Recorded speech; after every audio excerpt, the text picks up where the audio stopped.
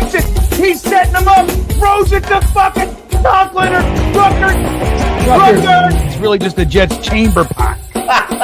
Oh, we suck at stuff.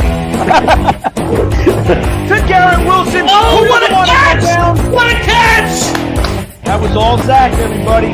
Oh, Quinn gets him. Yeah! Yes! Look at this. What is it? A real live offensive touchdown.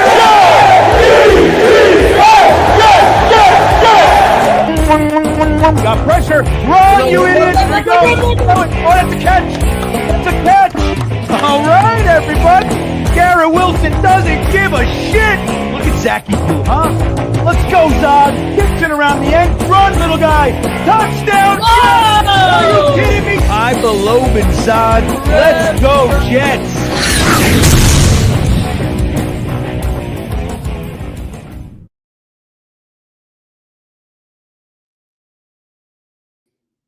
Oh, I forgot this. It's so funny. We were just talking about my old fingers. What's up, everybody? Welcome to the live reaction and watch party, week 2 of the 2025 NFL season, particularly the New York Jets season. We are 0-1 heading into this one.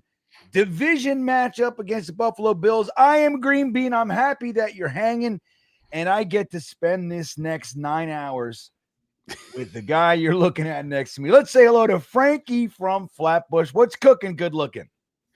Well, you know, there was a movie made called Kill Bill. Remember that? I do. I think the Jets should make a movie called Kill the Bills. Oh, I like what you did there, Frankie. Figuratively on the field, not literally. Not murder. No, we're not talking about murder. We're talking about winning a football game. How about that? Yeah, well, let's win this one. Let's win it for the Gipper. Why not? Frankie, can we win one for the Gipper? Would that be all right? Well, it's so funny because all these players that had a bad week 1 were all the players we were talking about all summer. And that are going to likely have a bad week 1. It's like we wanted these people off the team. We said, why are they here? What is going on? And then week 1 comes along, and lo and behold, guess what's happening? Brandon Stevens can't catch an interception. Tony Adams can't make a tackle. Gibby's fumble. I mean, these are the people we said, why are they here? Yeah. Once again, they look at us and go, harumph, fan, man. All right. Oh, yeah, it's like, dude, we know. We've been sitting here the whole fucking time. We can see when the ball goes in the air and a guy's waiting like this and he drops it, that's called a fumble. We don't want him anymore. Okay. When he does it more than once, we'll give you one. Mulligan, we call that. Tony Adams, undrafted free agent. See, the damage of Tony Adams is severe, Frankie, because Robert Saleh, in his desire to fillet him, he pushed Pinnock off the team, and Pinnock's had himself a nice career, where Tony Adams is just, I mean, he has himself a couple nice moments, right? What is with this guy? So we get to see him again today, but hey, they did, the 7th round pick of the New York Giants this year, Black, we brought him to the active roster today. Could he potentially be filtered in, maybe some safety action? What do you think, Frankie? What do you see for him? Do you see Tony Adams making it through the whole game? What's going on? Well, if Tony Adams is going to be replaced, it'd probably be with Malachi Moore, and that's what we should really be hoping for. Let's see Malachi, our 4th round pick. Maybe he could be something, because that would be a nice long-term piece also. If he turns out to be good, that'd be wonderful. Corey Black is an interesting guy. He has a lot of experience with kick and punt coverage in college. So I suspect they wanted more out of their coverage teams, and he's very fast and a good tackler from what his scouting report is anyway. And so I suspect he's just going to start out on special teams. If he makes a big impact, hey, that's great. He's got his opportunity. He was a 7th round pick of the Giants this year. Some of the scouting reports had him as a 5th rounder. So he was fairly well regarded. They said he has good speed, good special teams experience, and a good tackler. So to me, that's a guy that's going to be on the special teams. That's a lot more important this year with all of the kick returns that are happening now. Right. They had a huge increase in week 1, which is what the NFL wanted. So those are coming back more and more now. Teams are not just kicking it out of the end zone. So your coverage teams then become much more important, and your return teams. So I think that's what he's here for, and we'll see what he looks like. Well, I like that. Look, I think whatever it was made the Giants so angry that they went out and took Zaire Barnes and Gibson. So I don't know what's happening over there. For the Giants, they're like, "Roar! How dare you take our 7th round pick, matey?" And they took Zaire Barnes, a 5th round pick, and they took Gippy, a undrafted free agent. So you know what, Frankie, look, I am one of the guys who I spend a little bit more energy than most on the undrafted free agent class. I love it. All right. I always have, like, in the last 20 years, I'm always like, ooh, where's the gem? I'm all about like digging in the dirt and finding somebody's fucking 1800s wedding band. Like, that's my dream. Like, if I could do that for a living, I would. Just like, I want to find the hidden gem in the muck. And, So that is what it is. And the Jets have done a decent job historically finding some, whether it's Snacks Harrison, Robbie Anderson, Bryce Huff, and on and on. But let's be straight here. With my love of 1800s wedding bands in the silt of river silt, by and large, they're undrafted free agents because they're not as good as the guys who were taken. By and large, it happens, right? The pool, they always go, there's just as many undrafted free agents that succeed as first-round picks. Well, that's because there's only 32 first-round picks and there's 860 undrafted free agents. That's, it's a numbers game, everybody, right? So I've about had it, quite frankly, with like a large portion of our active roster being undrafted free agents of recent acquisition. It's one thing if they've been here for 3 years, you've been developing them, they were an undrafted free agent, but now they're your guy, right? It's a different story.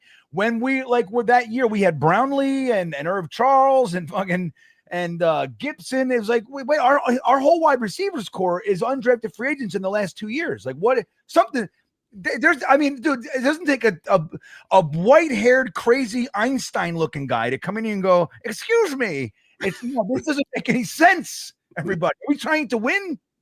Because this isn't the way to do it, and evidenced by the fact that we didn't, Frankie. So I'm all about it. I love those guys, but generally speaking, they should be developing, not starting on your team right away. Tony Adams, it took him a minute. He's been starting for too long, in my opinion. Gibson, I'm glad he's gone, and we'll see what this looks like today. So, and we'll get into a little bit more of the last week, what we thought of that game. I'm genuinely curious, Frankie. I know you made videos, but I'm going to shoot real straight with you. This week, I haven't watched any of them, so I don't know anything about what you think. I don't know anything. You could be elated. You could be grumpy, doom and gloom. I just don't know. Before we get to that, though, Frankie, I do want to remind everybody that we have an amazing sponsor for this entire season. Oh, let me get Phil's comment off there. Look at it, blocking the joint. So, and then I see some super chats. We'll get to those in a second. Sleeper is here with us, everybody. They're going to be here with us for this season, and I'm excited about it. The link to all this goodness, I've made it easy for you and put it right in the description. But here is what we'll do. The NFL season is here, evidenced by our presence in this stream, Frankie. We don't come here on Sundays and do this without the NFL season arriving, and that's good news. So it means you have a chance to 100 times your cash on a daily fantasy football. On the daily, fantasy football has never been more exciting than it is with players like C.J. Stroud, Patrick Mahomes, Lamar Jackson, Justin Jefferson, etc. Pick on stats for these stars like touchdowns, passing yards, receiving yards, fantasy points, and more for up to a 100 times payout on Sleeper. Get your picks right, and you could win big. Use promo code GreenBean, everybody. This is where it gets juicy. You can get up to a $100 match on your first deposit. So you put in $100, you get $200. Who doesn't like that? The gas station doesn't do that for me, Frankie. I went there just before I got gas. He didn't double my money. He didn't match me. He didn't do any of that. Terms and conditions apply. Again, everybody, the link is in the description of this very video, so you can make it easy for yourself. Promo code GreenBean, and thank you to Sleeper. So, Frankie, let me get to this super chat and then get your thoughts on deck. Frankie with a real background, he says. Odd. I have a real background, Juggalo. What are you talking? What do you think this is a fucking? Do you think this is green screen? I go into my green screen. I watch this. Watch what I got on deck for today's game, Juggalo. Frankie, you like this? Grapes. There you go. I got grapes from the green screen. Juggalo must be remembering when I was living in the previous apartment. I stepped up my apartment game, Juggalo, and I didn't piano. Yeah, I didn't want people to see that background. It wasn't great. This looks okay here. We got some stuff up on the wall. We got the Phil Adams, Jet Jack. We got some good stuff going on over here. I got the Jets Jack right there, as you guys can see. I also have the Andrew Zonka. Frankie, look at this. Maybe I wear it. You see this? It rattles like chains, like so many ghosts, right? I don't know what that is. That could be the new good luck chain. The good luck chain. Why do ghosts want to bring chains around, Frankie? What is that whole thing? I guess they have to announce their presence with authority. They could go, but no, yeah, I'm here. But anyway, Andrew Zonka 3D printed these for Ryan, Matt O'Leary, and myself, and I love it. I love it. We wore it the whole game. I'm going to wear it today, Zonka. Is he here? If he comes in here, tell him I'm wearing it and all that shit. So Jetpack 615, checking in. He says, beat the Bills, baby. Jets, Jets. Let's go. Well, there you go, Jetpack. And that's the way to do it. Guys, I want to tell you, that brings me to the banner, Frankie. I got to put the banner up here. Here we go. There's a banner. Yeah. Why does Jetpack have a picture of Richie from Jets Media? Is that Richie or is that Jetpack? That's Richie, I think. Or unless maybe it's his identical twin. I believe. I don't recall Richie having what is that hat? What is that? That looks like a big hat. What do they call those things? A big hat? I think they're just called big hats. Is that what they're called? That's what the marketing department came up with. Describes exactly hear what me it out. Hear me out, everybody. The hat's big. So we're gonna call it. They have the whiteboard. Big hat. It's totally not confusing. That's right. We don't want to get any mixed messaging going on here. Big hat. See, Jetpack says that's my man Richie, so he put his man Richie on the profile. He likes Richie, likes the Jets Media. Oh hell yeah! Who doesn't love Richie, man? Richie's you know what's funny? I still and it's just now transitioning, but like Richie was the kid. You know what I mean? He was like young. He was young and he's not anymore. He's got a beard. He's got fucking businesses. He's got. I don't know. Like I just it's an interesting thing that happens. We all just age, Frankie. We just keep getting older. And Richie's he's not a kid anymore, man. He's a man. No, he's got it going on. I mean, he's got a press pass. He's going to practices. Bleacher Report. This and that. He's got the round tables. He's got it going on. Yeah, I love Richie. Yeah. I mean, yeah. So good for you, Jetpack. Let's see. GreenBean, let's win from our so Frankie, GreenBean, Carmelo Elbori's way wants to win. But what'd you think of last week's game? It's 12:38, so we got a few minutes here before we get going. What did you think of last week? How about this? What were you most surprised about, positively and negatively? Well, I guess I was most surprised by the efficiency of Justin Fields. I mean, we were hoping and thinking that it could be the case that Justin could be an efficient quarterback that moves us down the field with some splash plays. But you don't know until you see it. I saw a bunch of it when he was on Pittsburgh, and I was kind of optimistic on the optimistic side. But at the same time, it was only 6 games that he played for Pittsburgh. So I guess I was mildly surprised to see it be so efficient. And so that was good. And I think on the negative side, you have to be surprised by our defensive backfield. We were told all summer that we have the greatest defensive backfield coaching staff of all time.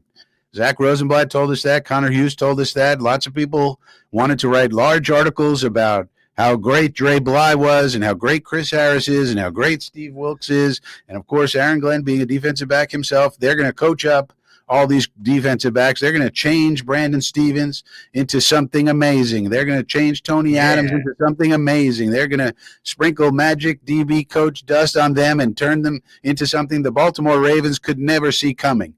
Well, that didn't happen. Tony Adams with missed tackles like we've seen him do all his whole career, and then blown coverages and all over the place, and missed opportunities for interceptions. I mean, if we make those 2 interceptions, the game's totally different.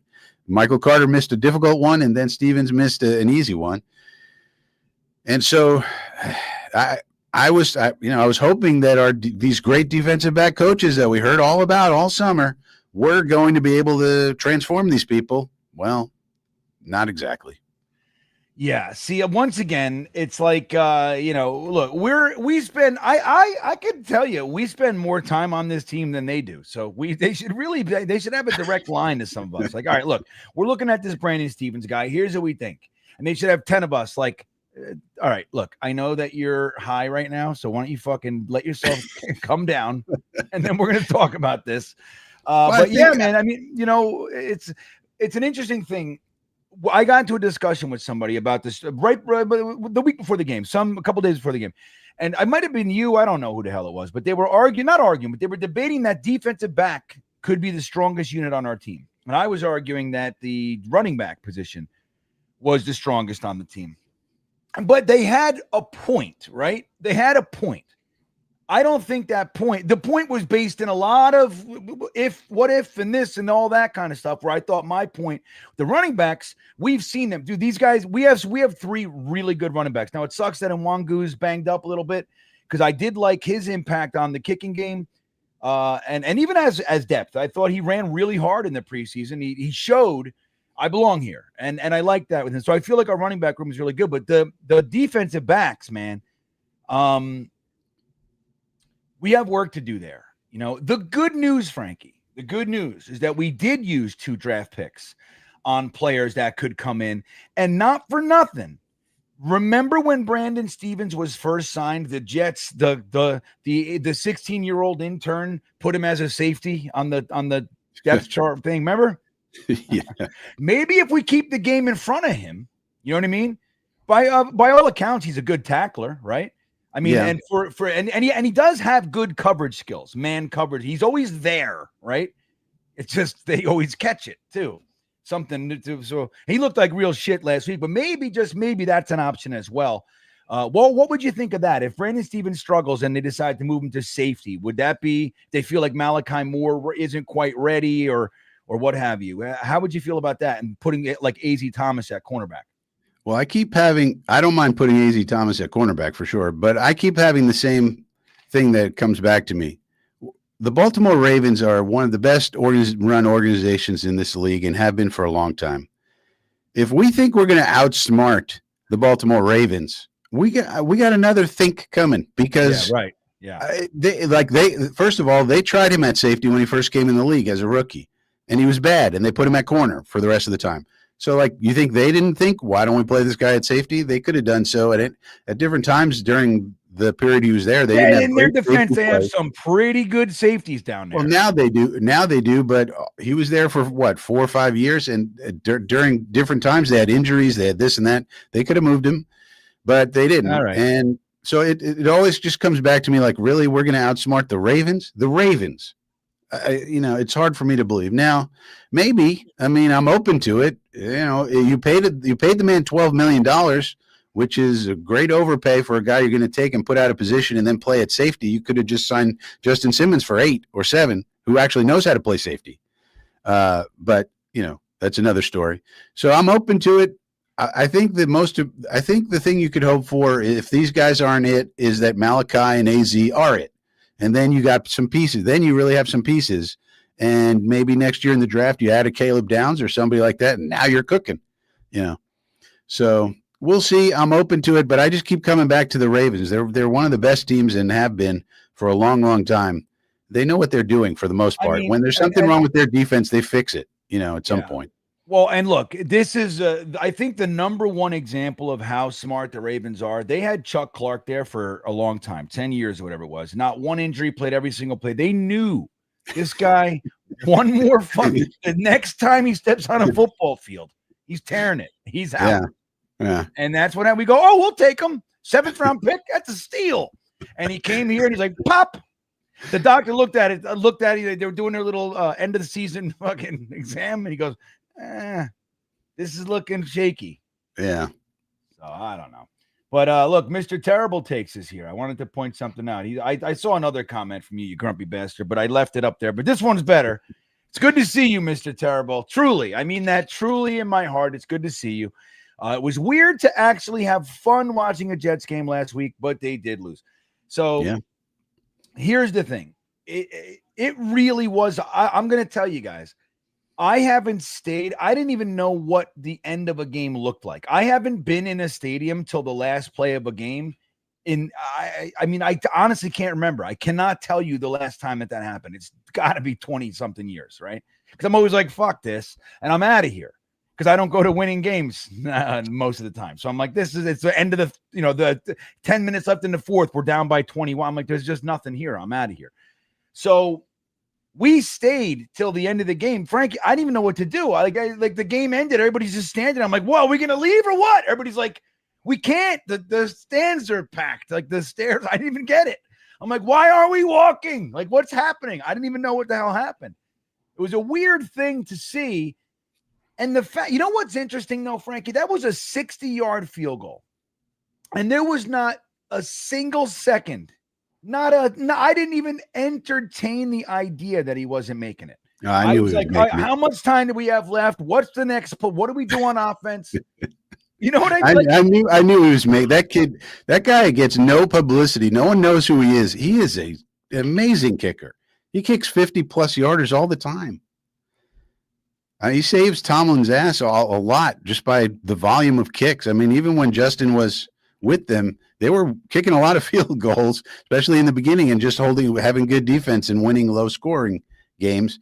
Then they kind of got better as Justin got more into it. But that kid, man, I knew he was making it. There was no chance he was missing. I did a live stream on Thursday night, and there were kickers kicking it left, right, hitting the upright. I was like, why couldn't we play one of these teams where comes down to a kick and the guy can't kick it? But, we're the Jets. This is what happens. This is what happens. It was 60 yards. And they needed a miracle circus catch to get there. It's just one of those things. But like Mr. Terrible is saying, so it's what we call bittersweet, double-edged sword, whatever the hell you want to say it. This is our experience. That game was a blast. And there was 90+% of the time I was in that stadium, I'm like, dude, we're winning this game. Like, we are winning this game. Like, I felt that the whole time. My little daughter, who was at her second game, the first one being the torrential rainstorm of the fucking Broncos game where we didn't score a touchdown, that she said to me, this is actually fun when they're done. I'm like, right? This could be a good day if we just can play some football. And she said at the end, too, like, it sucks. I'm sorry we lost, but it was good. It was a good game. And I said to her, look, it's not if you can play well, like legitimately play well, not lucky, a Hail Mary at the end of the half keeps you in it. But if you're playing well and you're just outmatched or something like that, we're a young team, we're new, first game with the coach, all that stuff's going to apply this year. You're going to see stupid mistakes. You're going to see stuff where we just don't have the chops. We're going into Baltimore, like you've mentioned, the Ravens. There's a good chance we just don't have the horses. You know what I mean? Yeah. So, and if you play well, if you show up and go, I don't care if I don't have the horses. I'm running in this fucking race. You know what I mean? I'm running. And you show up and you come in fifth and that all right, well, then rather than, man, we don't belong here anyway. I just can't wait to get on the plane and go home and play the Pats next week. That kind of a thing.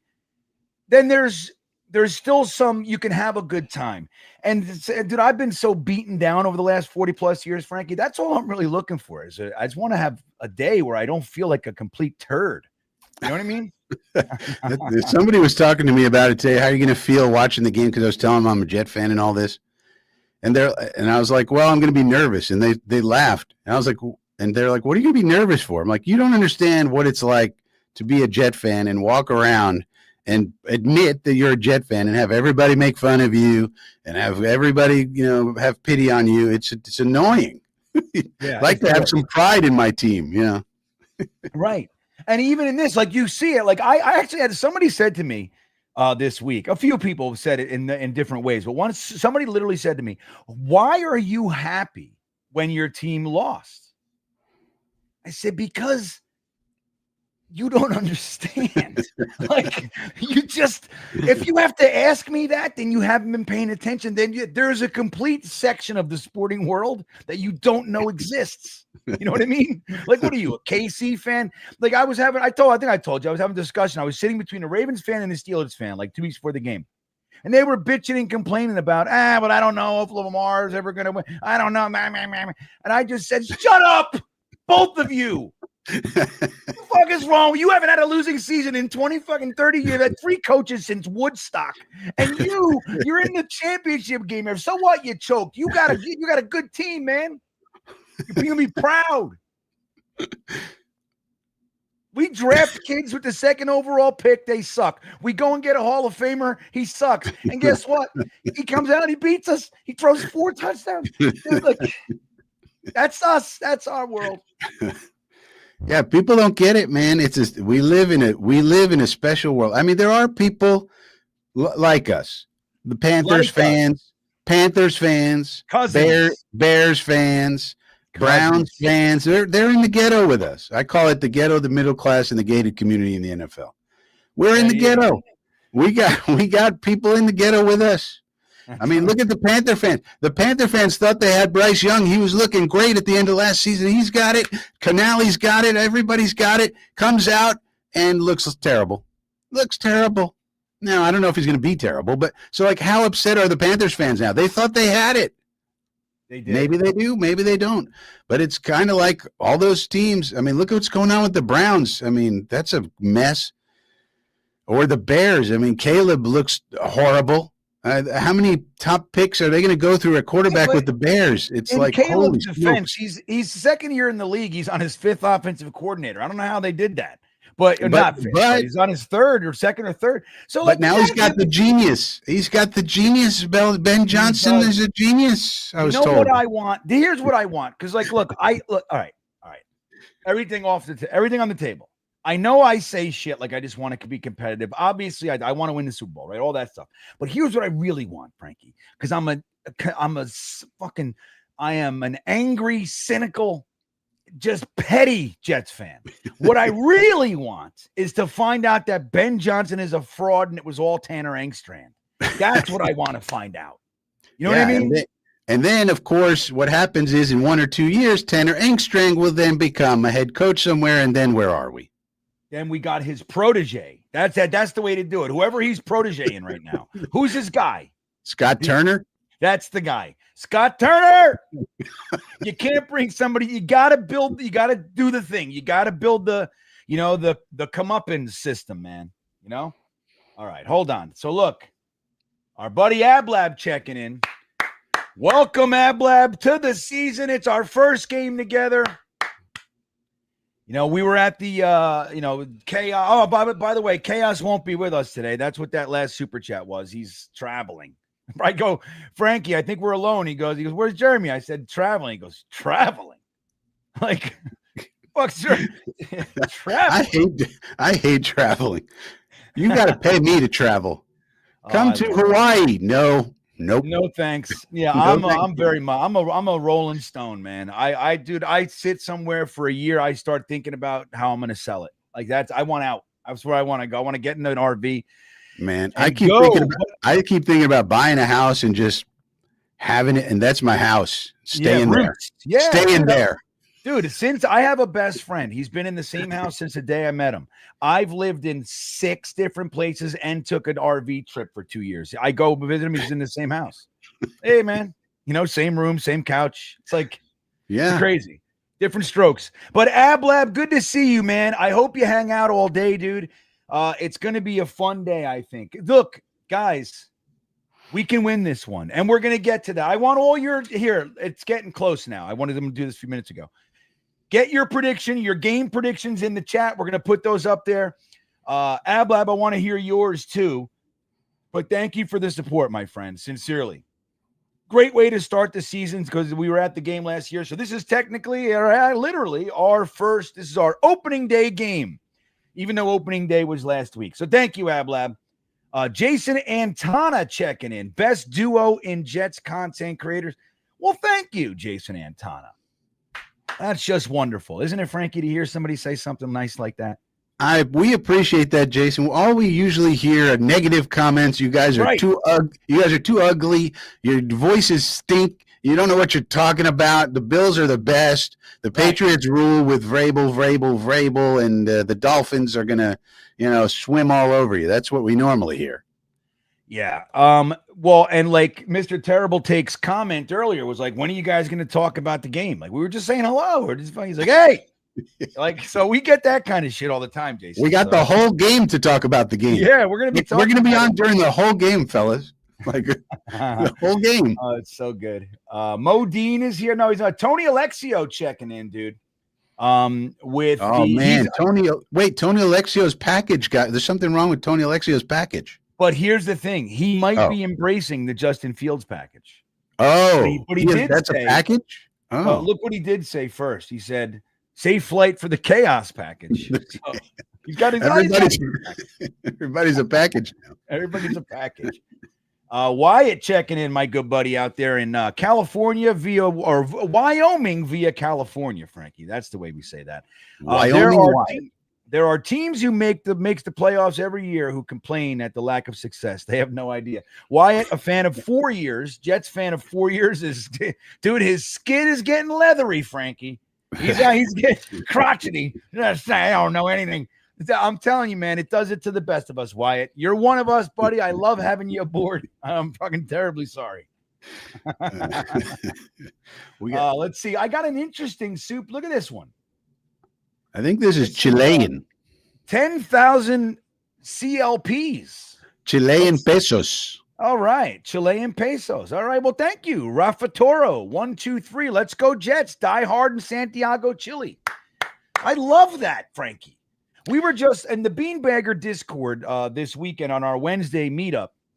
We were talking about like where my viewers come from geographically. And we're going through all the countries and we saw Chile on there. So there's like 5 of you guys down there. So thank you. We love the Chileans. That's right, man. The Chilean Jets fan club is in the house, everybody. You got to love it. All right. So let's get to some. Frankie, do you have the ability to put up the chats or no? On this one? I might not have given it back to you yet. I've changed it a lot. Nope. Hold on. All right. I want to see what you guys are thinking for let's I don't care how you do it. Be Homer, be realistic, whatever it is. But Frankie, I want to know while I'm waiting here, while I'm letting them put them all in here. I want to know what you think. Realistically, what's your expectation for a score today? Jets 45, Bills 14. And that's why I asked Frankie, because he gives you an impression of complete and utter realism, and then he says shit like that. Kill the Bills, man. We got to write a new movie called Kill the Bills. Right. Got to have it. I love it. All right, let's get to some. Well, thank you, Rafa Tori. That's if for nothing else, man, knowing that you're watching from Chile is just epic. So I love it. Let me see. Okay, so Chaos is in O'Hara. O'Hara or O'Hare? Oh, what do you think you're trying to say there? O'Hara? That's Chicago. O'Hare is Chicago. Oh. Yeah, I think Jeremy, once again, is just wrong. You know what I mean? That's what he likes to do. And Jeremy's he's not wrong, like in the sense of like, wow, he's way off. He's always wrong by like a vowel. You know what I mean? Or like one consonant. Well, that's where. I mean, he's only an educator. I mean, we can't expect him to be right about things. Well, he's just educating the youth of America. Now he's a therapist, everybody. So now he's a therapist. So that's clearly less impactful. So, all right. Dollar Bills. 32-27 Bills. All right. Man, another heartbreaker. That'd be a heartbreaker, man. It would. But I'll tell you what, having 2 weeks in a row heading into who we got? We got the Bucks and the Dolphins into our Florida trip. Having two games where you're hanging around the 30-point offense is not the worst start to the season. Even if you end up 0-2, that's the way I want to do it, Frankie. I'll be honest with you. Robbie Rhino, thank you, Dollar Bills. Good to have you here. Hope you hang out with us. Just don't be a douchebag, and you can hang out all day, man. We're with it. Robbie Rhino, 27-24 Jets. Gotta love that. Chick-fil-A checking in. 21-28, Will McDonald forced fumble, and Quinnen returned it for a touchdown. What do you think of that madness that Jerry Jones wanted to trade Micah Parsons for Quinnen Williams, but he also wanted first-round picks, or he wanted to get – could you imagine if Muji goes, hey, we just traded Quinnen Williams for Micah Parsons, and they gave us a first? Can you imagine? Well, yeah, that's the thing. Like, that trade made no sense for – I understand why Jones would call us because he wants Quinnen, but – I mean, we don't have our quarterback. You can't make that trade if you don't have your quarterback situation settled. No, and you can't make that trade giving up an all-pro. I mean, I don't think – look, you guys know Quinnen's my dude, but, as far as game records go, Micah Parsons and Quinnen are not the same, right? So, but you can't trade an all-pro for an all-pro and then expect a bunch of firsts on top of it, in my opinion. Like, dude, no, you want a little sugar? Well, yeah. But then there's $150 million that you got to do. You got to pay him. What do you got? 47 million a year? 47 a year, 150 guaranteed, 200 plus overall. So it just, you can't, the Packers were the perfect team to make that move. They had what they wanted, and they're going for the Super Bowl this year, and the next couple of years. We're not. So, right. So New York Nick 31-27. I like that, Nick. That's a fun game. It's like flipped from what we were just talking about, but we win. I like that better. You know what, Nick? I like that better than the other one. That is better. Patrick checking in 29-16 Jets. Man, the Bills scoring 16. Oof. That would be a fun day. That would mean we're sacking Allen left and right. Yeah. Bradigan. We're forcing him into some mistakes, Yeah. 24-20 Jets from Bradigan. I love that. Ablab, here he is. The gang 27 and the Bills 20. That would make me ecstatic. And the reason we got 27, Frankie, listen, is because we scored a touchdown at the end to win it, and they didn't need the extra point. So it was a tight game, fun, back and forth. That's what I'm reading. Yeah. Good stuff, Ablab. Let's see. Has anyone met a Bills fan? I have. I know some. He's like, they're not real. Mark F, 33-30. Mr. Terrible, Jets 31-6. Look at Mr. Terrible. See, you definitely know it's early in the season. Look at us. You know what I mean? Where is Phil Adams' prediction? I don't see it. Game's about to start, GreenBean. Yeah, Game's about to start. I see it. All right, let me just get a couple more here. Let me get a couple more. I lost them. I guess that was it. There's none. Oh, the Juggalo. 31-6. You funny motherfucker. All right, that's good. All right, the UK. Godfrey's here from the UK. Frankie, we're going to have to sync up. This is not the preseason. We got to make sure now. All right, this is important. Yeah. All right. So just going to tell you beforehand, everybody, we are going to be behind you a little bit. We have the YouTube buffer. And, we're watching. Frankie's in Florida. I'm in Virginia. It is what it is. And Jeremy's in O'Hara. I don't know. Is that a real airport, too? It could be North Carolina. I don't know where he is. I think he's making it up. Is that what you think? He's probably sitting at home.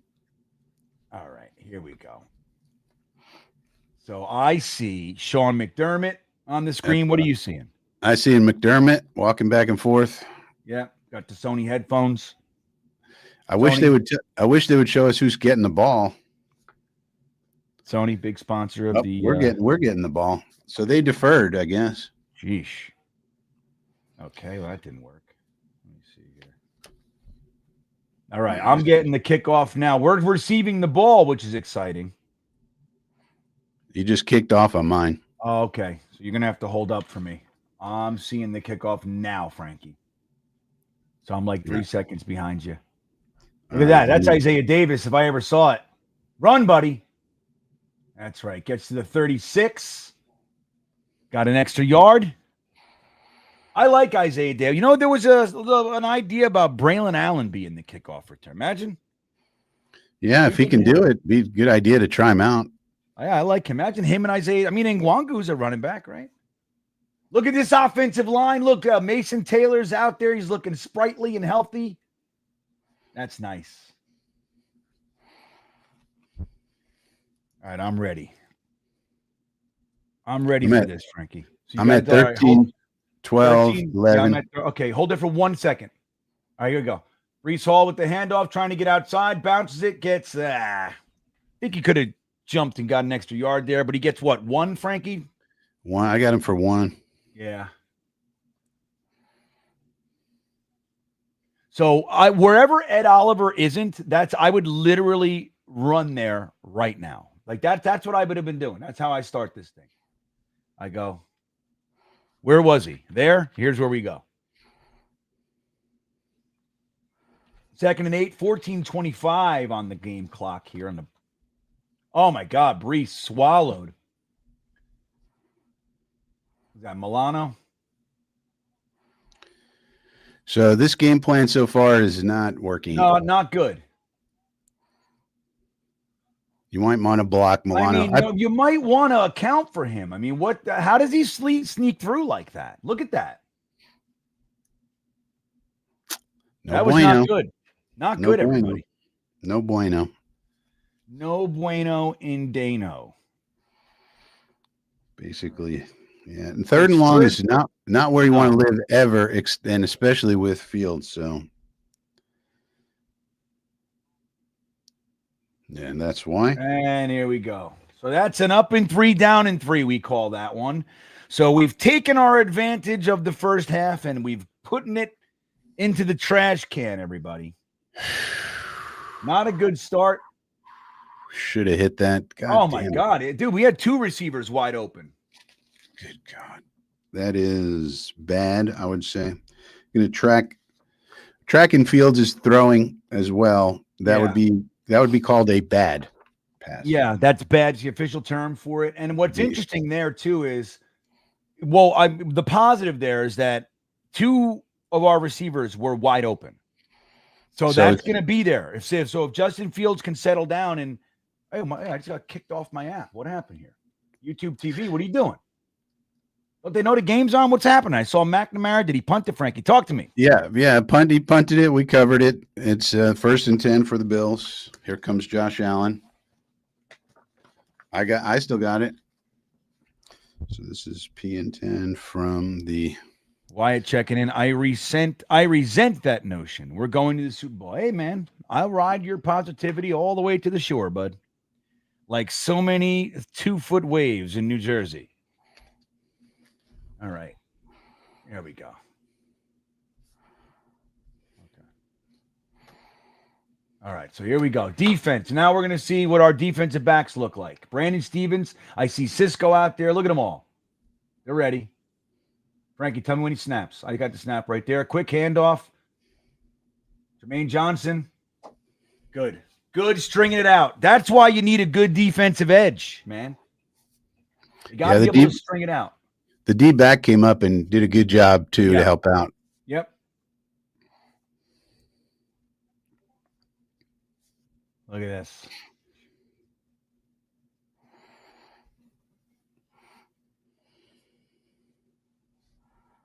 Oh, my God. Look at that play, Frankie. That's not what you want to see. All right, guys. We got 2nd and 8 here. Snaps it. Little pressure. He's going to squirt out. Fatty can't catch him. Good. All right. You never want to see a fatty running along the line with Josh. It's like, all right, well, he's not going to do anything. You know what I mean? He's never going to catch him. So that was good. Now let's see if Wilkes decides to blitz 3rd and long here. Be nice to get them off the field in 3 plays since we went 3 and out. We're in nickel. Booty cheeks, John said the actual technical term for that Justin Fields throw, Frankie. Booty cheeks. All right, we got 3rd and 8, everybody. Josh Allen shotgun, back to pass. We're sending some heat. He's squirting up, and he's going to get it. Oh! Look at this. And that's what happens when you play man coverage. Yep. When are people going to learn you can't play man coverage against these people who can run? Flag on the play. Holding, baby. No, he looks too happy for holding. Yeah. He's hearing them talk. He shouldn't be allowed to listen. Holding. It was holding, but it was on us, of course. Oh, that's great. Well, I think, look, man, we had him. They got to be able to tackle. I mean, Josh Allen's tough. He's tough to bring down. You know that. I mean, we sent a blitz and then we did man coverage. So as long as he avoids the blitz, he's gonna kill you in man coverage. He's just gonna do this. So Williams didn't get home, and then it was just typical Josh Allen. This is what he does. McDonald had a shot here. Look at this. All right. Well, they're at our 39, 34-yard line, that is. Look at Michael Clemens doing little nothing. All right. Good tackle by Tony Adams.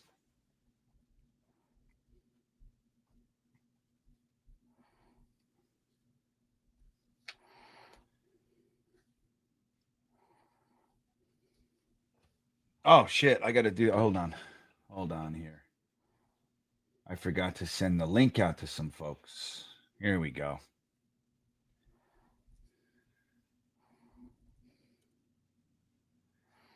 All right. Here's the link for those guys. All right. So it's going to be third and what is that, Frankie? 2. 3rd and 2, they calling it? I had it at 3rd and 3. They're calling it 3rd and 2. So 3rd and short. We've been in base a lot more than the first game, so that's interesting.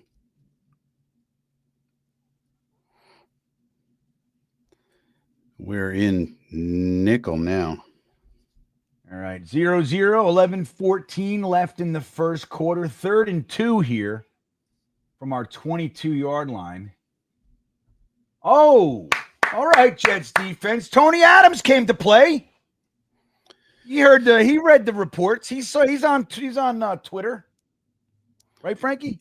Yeah, but it's probably 4 down territory here. Yeah, you think they're not just going to kick it? No. Why would they? They have Josh Allen. Yeah, he's just going to – right. This is right. It's like 2 yards.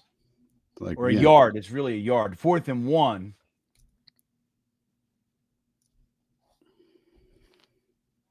Okay, here we go. Heavy box. And still can't stop the run. You're ahead of me here. Oh, me pops right through. Come on, guys.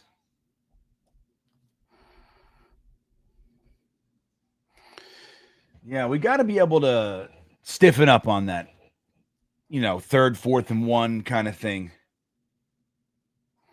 That's just good blocking. Look, I think they were really ready for him to sneak it. You see Sherwood was spying him. Solid fundamentals. Yeah. All right. Okay, everybody. This drive, 5 rushes, 2 passes, 60 yards. After the Jets had a clam. Josh Allen back, hands it off. Oh, interesting block there on McGregor. It's like folded over, Frankie. Braden McGregor out there, everybody. There's a UDFA. That's right. 2nd-year player. Looks like he beat out Eric Watts. After Eric Watts did that stupid shit, got that big penalty. In addition to not doing anything. What's Garrett Wilson doing? Come on, buddy. Don't get all huffy puffy. Let's go. Here we go. Josh Allen shotgun. Snap. Oh, we got some pressure. He's squirting out. Got some speedy guys. What was that? Intentional grounding. Yeah, right. What is that? I mean, there were guys there. You can say. Joe did the ball reach the line of scrimmage? Maybe not.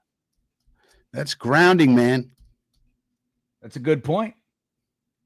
He's like, hey, man, I'm Josh Allen. I want to just remind you guys I know you're thinking and talking, but I'm Josh Allen. Good pressure by McGregor, 55. Yeah, 50. totally. He's in his face. McDonald catching. I mean, where's the line of scrimmage? No, it's not there, it's dude. grounding. It's fucking as I said, it's grounding. That's grounding. Yeah, and they gave it to us, everybody. Suck on that. Take it and suck on it.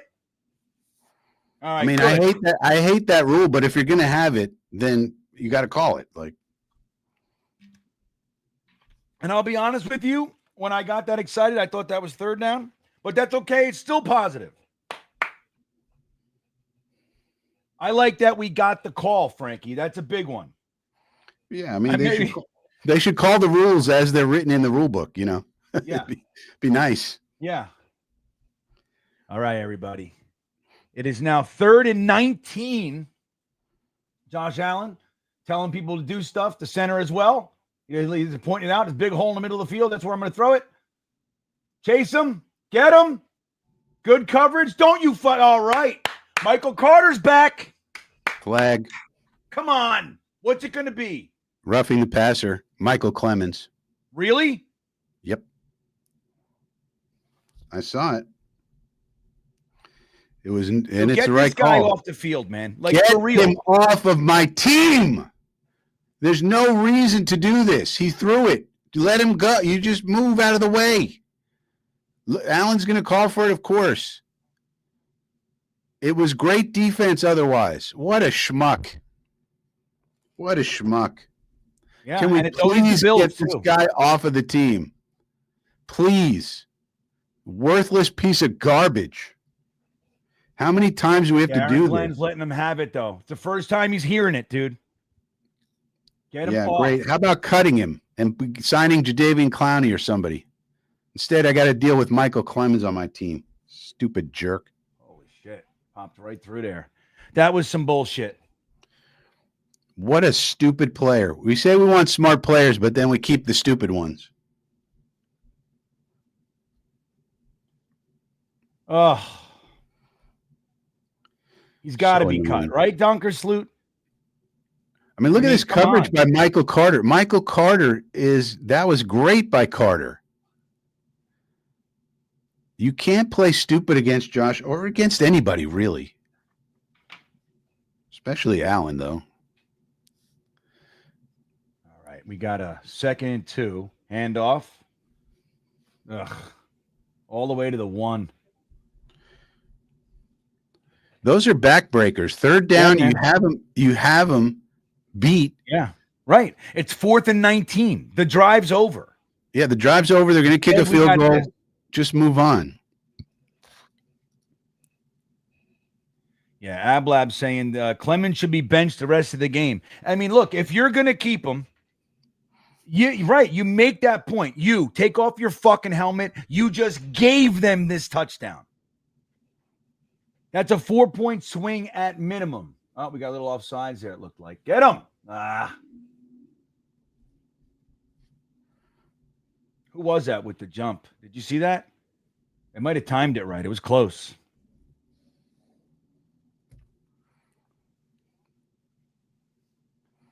Jessica says he's not going to watch any more Jets football until they cut Clemens. I don't know, man. Just hang out with us, Jessica. Don't let it get you there. We're going to have more shit like that today. I'll tell you that. Or if you just feel like, you know what, I'm going to mow the lawn, you can do that too. Check in with us at the half. You know what I mean? After in the 3rd quarter. But yeah, man, Clemens has to go. Enough of these guys. Enough of the holdovers, the guys that you're going to, dude, Gibson, go. Clemens, go. All these guys. Every guy we complained about over the summer. Like, why is he still here? Why are we not signing Zadarius Smith, Jadeveon Clowney? There's people to be signed. And every person that we complain about plays terrible. It's like, very frustrating. Well, look, it's their first time, their first year. Like people got mad at him with the Gibson thing. Well, what do you why didn't you do it before? Well, look, man, there's a couple ways you can look at this. One is he should have known and all that kind of stuff. And yes, we've been saying it and all that. But what we're used to seeing here is the other way, which is once they make a decision, they marry to it and they force feed it because they want to make it work because it's their decision because the ego is involved. Clearly, Aaron Glenn's not afraid of that, and that's a positive. And if the Michael Clemens thing, I told everybody all summer, Michael Clemens is exactly the type of player that an Aaron Glenn, Wilkes, like you need those big, strong kind of caveman-y guys. They're just depth for the type of player he is. They're going to love him. They're going to love him. He does everything you ask him to do. It's this stuff that kills him, right? They need to see it themselves. They need to see it. It's just that simple. They need to see it. They're seeing it. It'll happen. It'll get corrected. That's what I see so far from Aaron Glenn. So that's my hope. This is the season where you gotta learn and clean the cupboards, Frankie. It's just frustrating because you'd think they'd have, I don't know, self-scouts who look at the team and go, well, this guy keeps getting rough in the passers and, keeps getting faked out by everybody. I mean, just playing poorly. It was just such a big hole. And not only that, I mean, maybe McGregor did some good things on that drive, so that's good. But we had a big hole at edge. And there's free agent. Jadeveon Clowney is still available. You can sign him for $8 million. There's no problem. And he likes our team. He had an hour-long conversation with Joe Douglas about coming here. He likes it here. He just got a better offer from Carolina at that time. But and he was hoping to finish his last couple of years there. It's his home and everything. You know what I mean? Yeah, but even with that, he gave us a chance to match, and we didn't want to. Yeah, but look at New Q talking about it, just like what you're saying. And look what he says, because of them. Like, because of Gibson. Gibson was the difference. Look, of course, there's a bunch of plays, this and that, but Gibson was the difference in that game. He lost the game for us. That was the swing. We were up every time they scored. They would get within one score, and that put them ahead and put us behind. Clemens now just gave them that touchdown. That was third. That was about to be 4th and 19 on a beautiful play by a guy who's maligned because he had a rough first week, right? Michael Carter. Yeah. I mean, it's a 4-point swing because you're stupid. At minimum, they could have missed the fucking field goal too. Look at this guy. He's like, I'm going to run over here. Not fast enough. Let me cut it inside. Get tackled. That's Isaiah Williams. That's the new guy. That's the new guy. That's the new guy. Doesn't look that great to me. Yeah, he said he was super fast. Well, not fast enough, because when you're going for the outside, if you have confidence in your speed, you'll just do it. Look at Sammy Darnold throwing it touchdown style. All right. Who is this one? Jay Abrams. Hey, Jay, good to see you, buddy. I hear you, Bean, but Clemens and Gibson should have never been on the team. I hear that. I do. I hear it. Gibson in particular. I saw Michael Clemens. Come on, Justin Fields. Here we go. Move. Run. Fucking fumble. Frankie. This is the game that he's not supposed to do this. Oh, shit. Head to red. Here we go, buddy. Here we go. Swamp Ranger checking in. I'd rather keep Scrubs and have a top 5 pick than bring in guys and get us to the 10th. Well, there's logic there. Like they're just, I mean, look, it's if they're playing long ball, right? Like, and that was my argument against Clowney. Like, I get it. I said I'd rather see McGregor and Watts and those. I'd rather just see those guys. Frankie disagreed, and we respectfully had that conversation. Well, it's because the head coach told us we're trying to win now. Yeah, they made that decision. I didn't. It doesn't matter what I want. It matters what the team's going to do. Yeah, like trying to win now, but doing it in a way that you get to develop. And if you lose, it is what it is because of the top 5 pick is good. But Justin Fields not starting well, missed a wide open Garrett Wilson on 3rd down, and now on 1st down fumbles. It looks like what we call in Fork Union, Virginia, as dog shit, Frankie. Yeah, not a good start here, guys. You got to get pissed, defense. Clemens is back out there, everybody. Clemens is on the field. And by the way, Cook is carving us up on these runs. He's not killing us, but he's getting good, 6 yards, 5 yards, 4 yards on 1st down. That's a good gainer on first down. So the run defense isn't exactly stout either. Right now. Dollar Bill's pointing out from the Bills' perspective, holding us to a field goal goes a long way. Hell yeah, man. And it's a victory for the defense. Yeah, this is a terrible first quarter. Come on, can we get them?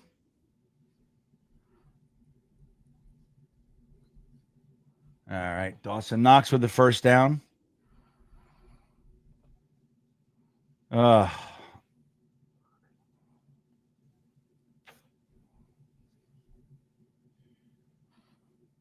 442 on YouTube, another 200 or so on X. If you'd be so kind as to say hello with a little squeezing, a little squoze and milk thumbs, that would be delightful. Appreciated. If you haven't subscribed to the channel, now is a great time to do so. Show support for the pain. Oh, look at that. See? No, Quincy. This is the thing. It's a forward pass, so I don't got to worry about it. But remember Kerry Rhodes? He would do a play and he would celebrate before looking around to see if the fucking ball's on the ground. I don't like celebration. I don't like celebrating at all. I'm old. But anyway, good play. I got a rule like no celebrations unless you score a touchdown or get a turnover. That's what we should be about. Right. Not a stop. That's literally your job. Yeah. He's supposed to run into you and stop. Grumpy Grumps, unite.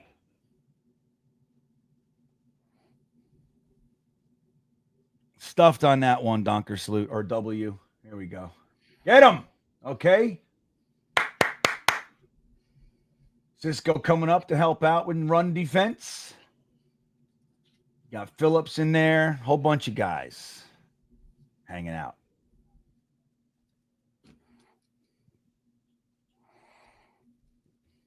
Shibanasu, Lima Bean checking in. Clemens reminds me of the type of players Rex loved. All aggression, no brains or technique, tons of penalties, but he hits hard. Yep. Those guys. Cavemen. All right, we got a 3rd and 8 here, Frankie. Josh Allen back to pass. Right through. Misses the sack. Causes the incompletion, though. That's good. Quinnen Williams with immediate pressure there. Slipped right through. Good play.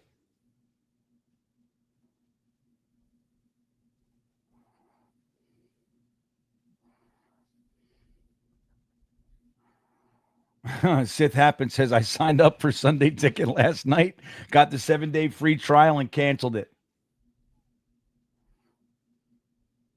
All right, good. Declined it. That's funny, Sith Happens. It's like, I'm not doing it. I'm not paying for this. Jay Abrams, yeah, man. Team is taken out of me. I know, dude. Last year was tough. I'm still not 100% over it. I'm getting there, though. Last week's being in the stadium with everybody and in the tailgate and in that game, that helped. I got to say, I'd love to see them stiffen up here, get something going.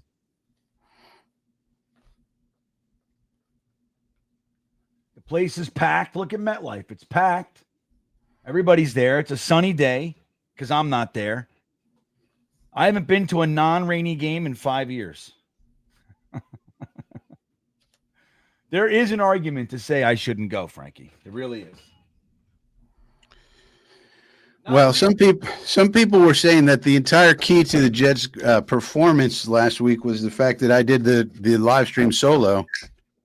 But I'm not saying I said that. There are some people in the chat who said that. Yeah, maybe. There's something to it. Like the Talking Jets crew are in the building. It's raining again. Frankie's doing a solo stream. And there's a lot to this. We got to look at this. We got to look into this stuff. A cloud follows me. Yeah, not in life, but in Jets, definitely. So let's see if the Jets can respond. It's 10-0. Not looking good. Fields looking like crap. Overthrow when he had a wide open guy that he should have hit, and then he couldn't find someone, ran and fumbled. Yeah. Can he respond? What's the resiliency here? Right. Can we put together a drive and get some points? You know, is this kid resilient enough for us, for the Jets, or is he just going to fold like Zach Wilson? Yeah, and start crying. And we have to look at this game of a pouty puss the whole day, you know? Yeah, let's put together a drive. Let's do something here. Yeah, Billy pointing out it's just a 10 it's 10-0. Like being said, we get a nice drive right here and we score 7 points, it's a field goal. That's all we're looking at, man. You know, but we got to do something. We got to do something. You could see it right from the get-go. Like just the way the offense 3 plays looked uninspired. You know, like you gotta, but Justin Fields, dude, he's got to be able to hit his open receivers, man. I mean, he had a wide open guy that would have been at least in field goal range. If not, I mean, if he hit him properly, maybe the momentum, he just goes all the way into the end zone. But it's at least in field goal range, so you just can't do that. And then fumble, all right, you want to say that's going to happen occasionally, okay, but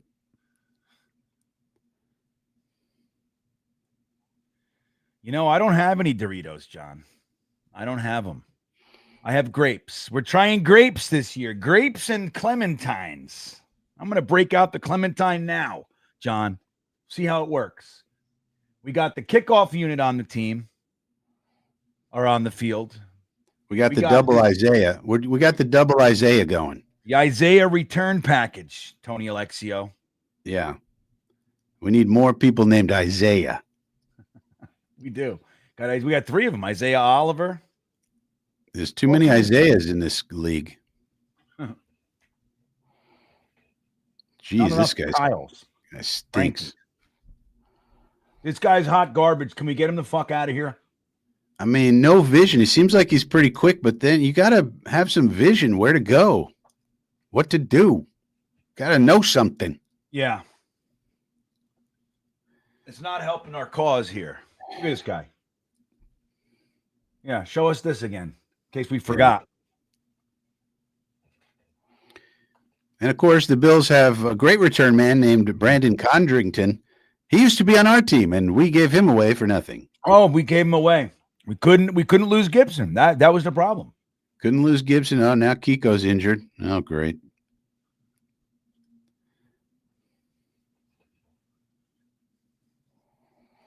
All right, here we go. So we got 1st and 10, 4:55 in the quarter, everybody. Ruckert in motion, settles in on the left side. We're going to hand it off. Brees Hall getting some movement here. There we go. Looks like a 13 or 12-yarder, Frankie. That was a huge package. We had the fullback in there. I think we even had Max Mitchell in there. That was a big package. Talk about packages. Miami's getting killed, interestingly. They got an interesting team. What happened to them? They're falling apart, man. They're probably going to have to trade Tyreek Hill.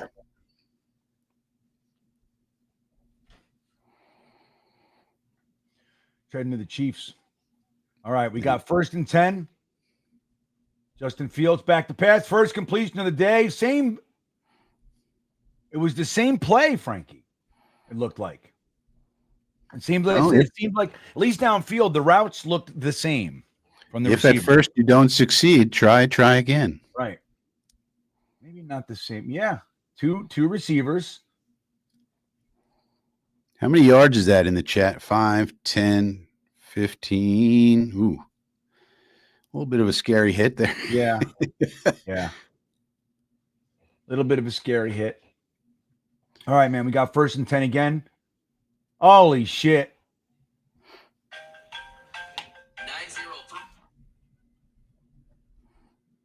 9-0.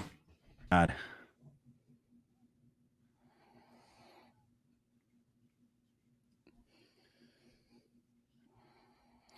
Well, it was a nice idea, but hey. Yeah. I mean, I'm not, just stop getting cute. Just fucking run you know what I mean? You don't have to get so cute so fast. You know what I mean? Like, just do some RPO stuff. We don't have to have 3 guys running around in the backfield. Just get the ball downfield, man. 4 yards. Justin Fields back to pass. Good time. Nice reception. Did he get both feet in? Are they going to call it a feet? A feet? They're going to call it a feet, everybody. A catch. So that's number 82. There's a flag on the play. Way too many flags on the plays. Yeah, I don't like the flags on the plays. We got to get rid of half the rule book. Got to. There's way too many rules. There's way too many rules. What do you think of the rule if you do a nice play and you look at the guy, it's 15 yards? Who are they? They're asking McDermott, so it's got to be on us, right? Well, that sucks. Oh, well. All that discipline. I'm so glad we're so disciplined now. Offsides.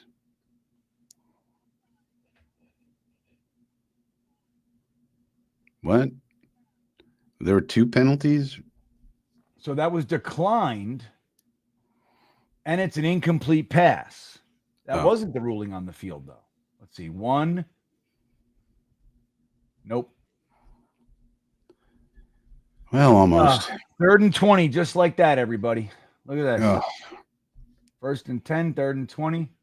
Oh, G-dubs. No, that's on Fields. You can't throw it behind it. I mean, come on, man. I'm with you. Like, just throw it out to him, dude. Like, what is this?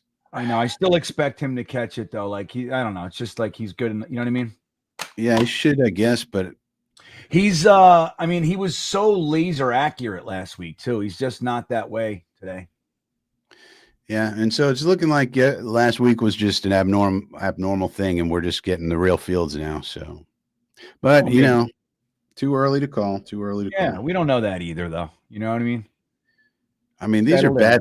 These are bad throws, though. Yeah, they are. Jesus Christ.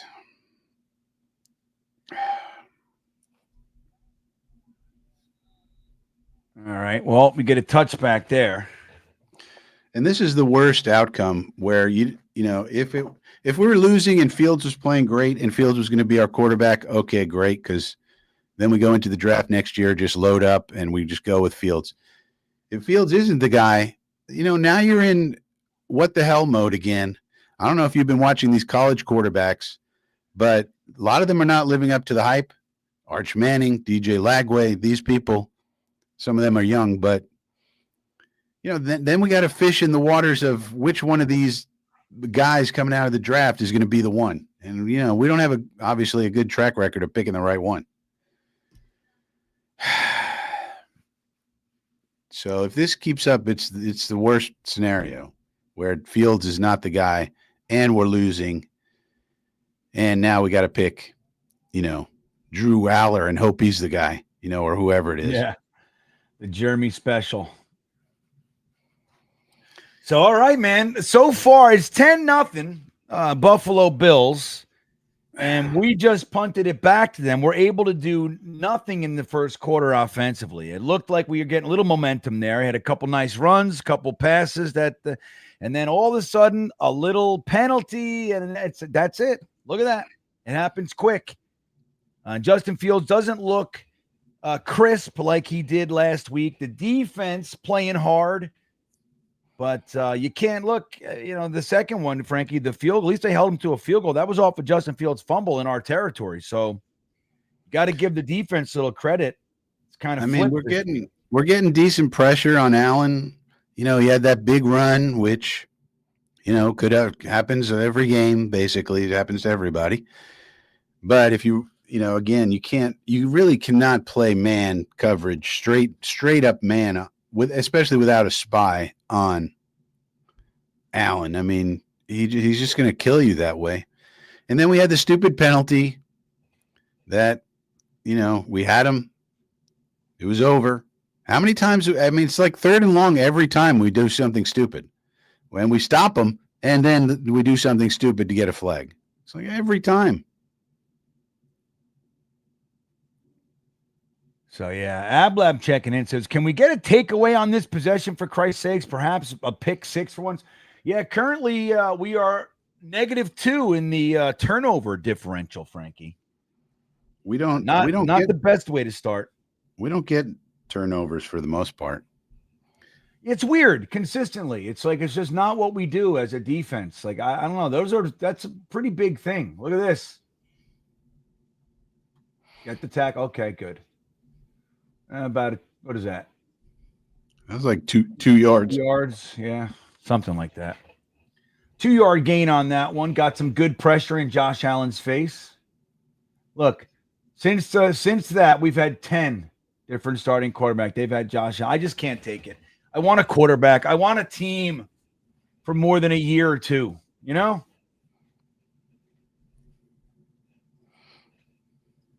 All right, we got a 2nd and 7. They gave him 3 on that one.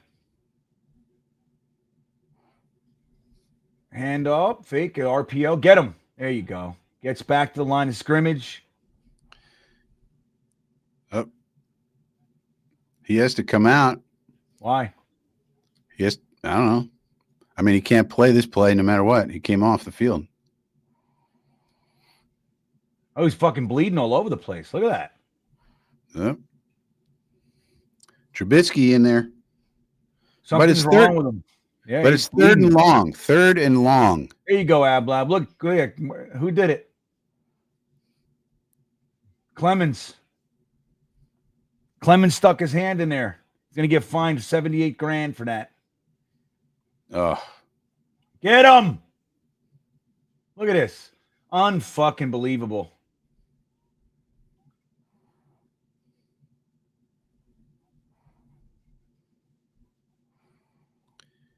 I think this might be offensive pass interference. That's what Sauce seemed to think it is. Nope. So Sauce Gardner holding. You know, look, I don't know, man. These are the games. Feels very much like Jets football today. That's a terrible call. Not that it matters, but that's not holding.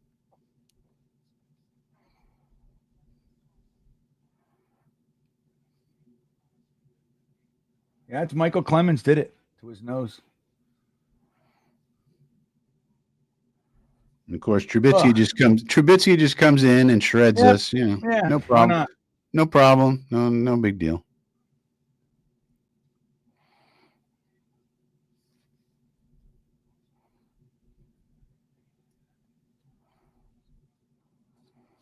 Yeah, this is the opportunity to get that turnover.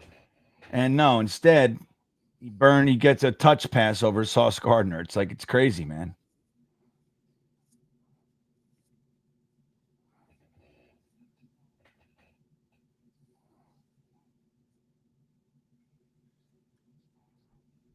Here goes the first quarter. So we're going to flip sides. Maybe it was the unlucky side of the field. Who knows? We'll try anything as Jets fans. Poot says 2 games in and I'm on suicide watch. Yeah. I mean, look, man, we're finding out about Fields, Poot. If it's a no-go, then we're getting one of the young guns out of college. It's just the way it is. That's what this season always was. Yeah. In reality, even though, you know, the coach and everybody else says, we're trying to win. All right, well, you're trying to win, but you're trying to figure out if you have Justin Fields as as the next Renaissance quarterback, and the answer is looking not so hot at the moment. Not at the moment. He looked very good last week, as we all saw. Everybody was putting him in the Hall of Fame, giving him an extension. That's what we like to do. Well, but these things we're seeing in this game. What concerns me is this is what you see on tape a lot with Justin when he's not playing great. Yep. These are the types of things that he's been doing. So it suggests that, this is just kind of who he is. Now, there are lots of games where he looks bad the first few drives and then he performs better later in the game. So let's see. Let's not totally judge at the moment. It's been a few drives, but when he's not performing well, these are the things he does. He airmails the ball over people's heads. He fumbles. Yeah. So it's going to be so let's just hope he turns it around and starts looking better. Yeah. So what's his stat? What has he got? Like two completions, maybe 1 at this point. 1.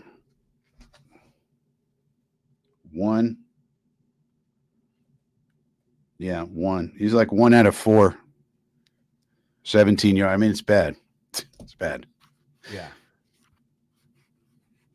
So far. Yeah. Let's hold out hope.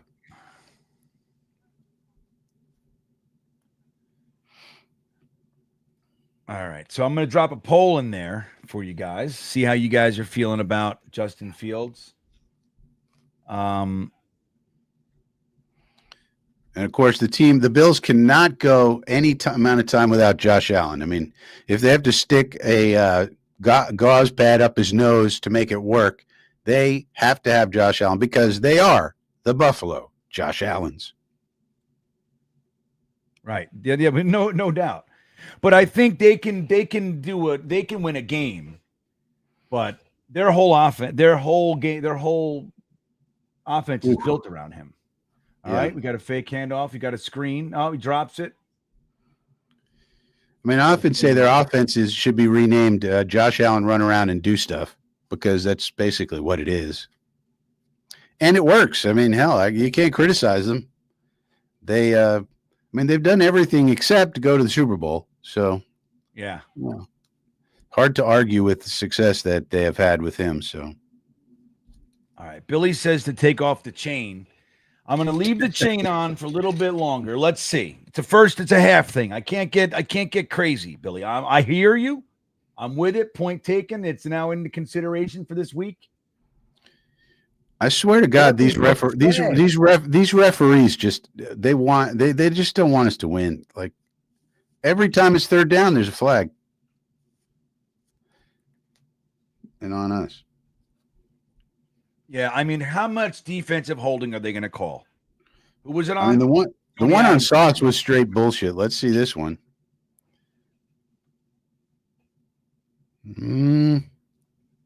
It's ticky-tack, man.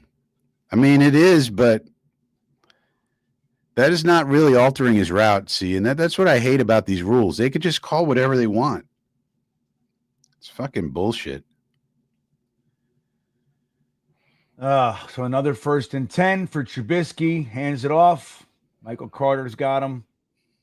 Was that Briggs? Yeah, Briggs in them on the tackle.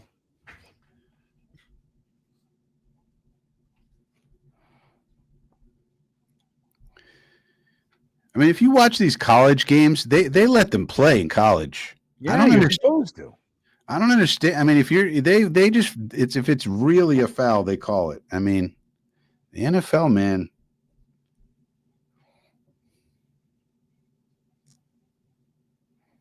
All right, we got 2nd and 8 here. Oh, they got it. Oh, Sauce. That was a tipped pass. That was an opportunity. So 3rd and 8. We don't know how to catch. That's the problem. Yeah, that's the problem. We'll sooner bat it down rather than go for it. Who tips it here? JJ? JJ gets his elbow. Yep. 3rd down again. Get ready for a flag. Jermaine Johnson looking good. Get ready for a penalty flag, everybody. Yeah, 3rd down.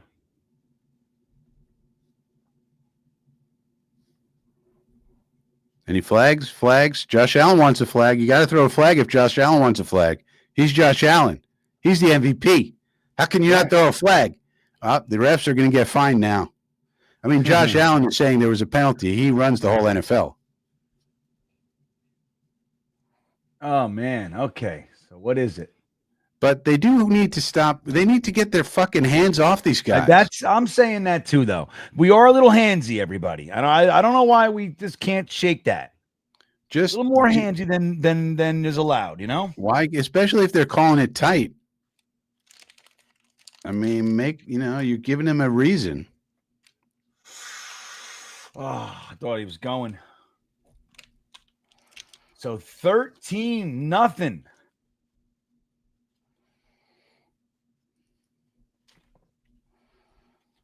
All right. So what are you guys thinking? I dropped a poll in there.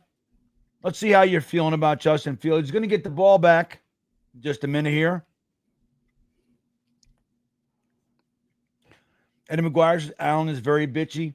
Well, here's the thing about the elite quarterbacks in the NFL. They're coached to be that way because if they do that, they get the calls. Tom Brady's that way. If you got the calls, you do it too, Eddie. I mean, these people are superstars. I mean, the NFL knows that Josh Allen's one of the faces of the league, They know that. Same thing with Mahomes, Yeah, that's the money. That's the money. Yeah. People tune in to see these people. Like, imagine if we had a guy who could complain and get the calls.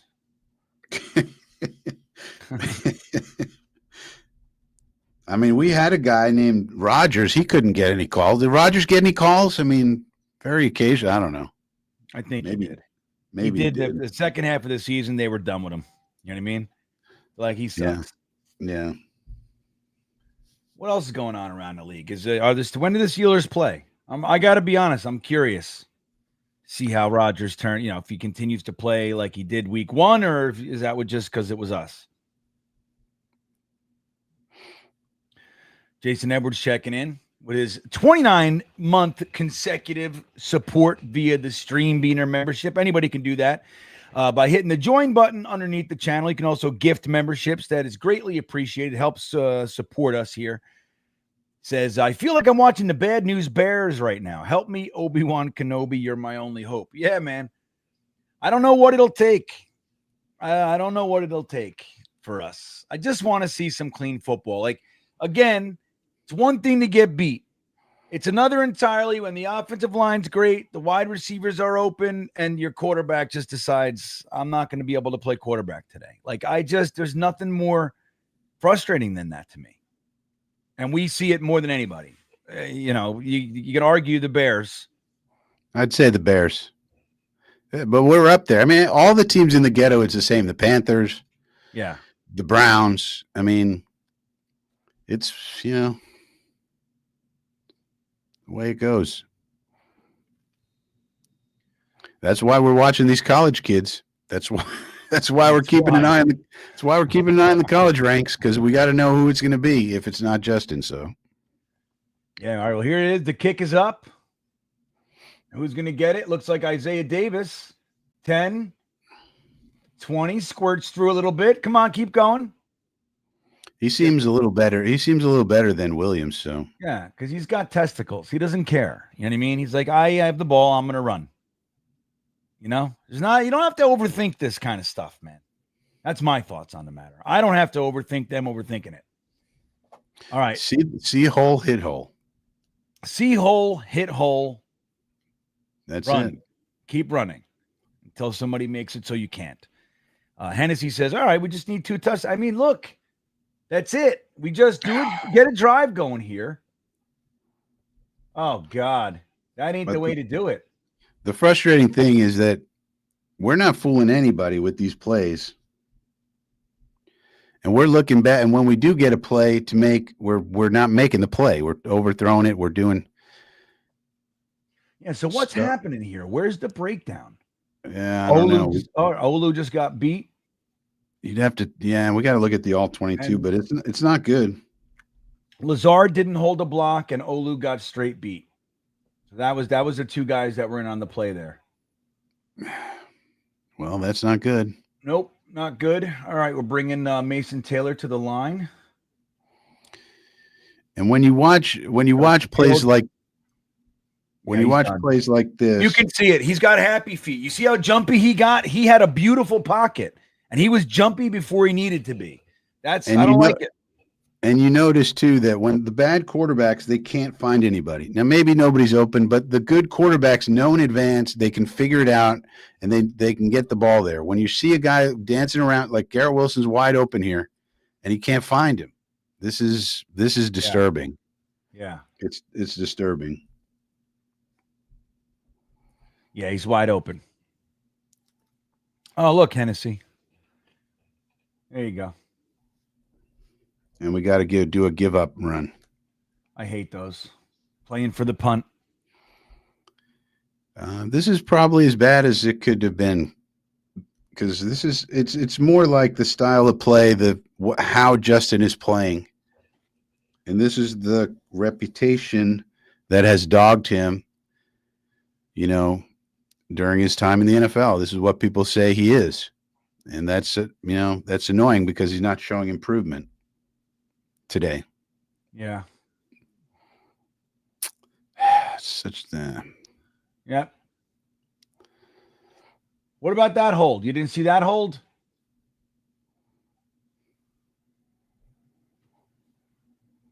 Brandon Codrington talking shit, everybody. Yeah, he should. Yeah. I mean, he should be happy. He's going to go to the Super Bowl. I mean, what is he upset about? Do you want to live in the ghetto of the NFL, or do you want to live in the gated community? No, he's just rubbing it in some faces. Not that anybody's here who cut him. I mean, he should be thankful. He should be, thank you, Jets. I get to hang out with Josh Allen and go to the Super Bowl. Oh, yeah, good stuff. Yeah, this is great. Yeah, Jonathan, I saw that. Yep, I saw that no call. They were pulling on his shirt, on his jersey was coming over his shoulder pads, and like you don't see it. And this is why it's so frustrating. If you're going to let him play, let him play. If you're going to be ticky tack, you got to be ticky tack consistent. Yeah, but they don't have to be. That's the thing. But the NFL is big money, and they're going to do what they want to do. College, they could play it. That's why it's so frustrating. You watch these college games; the refs call it how they see it. There's no agenda. They don't need to. College games sell themselves.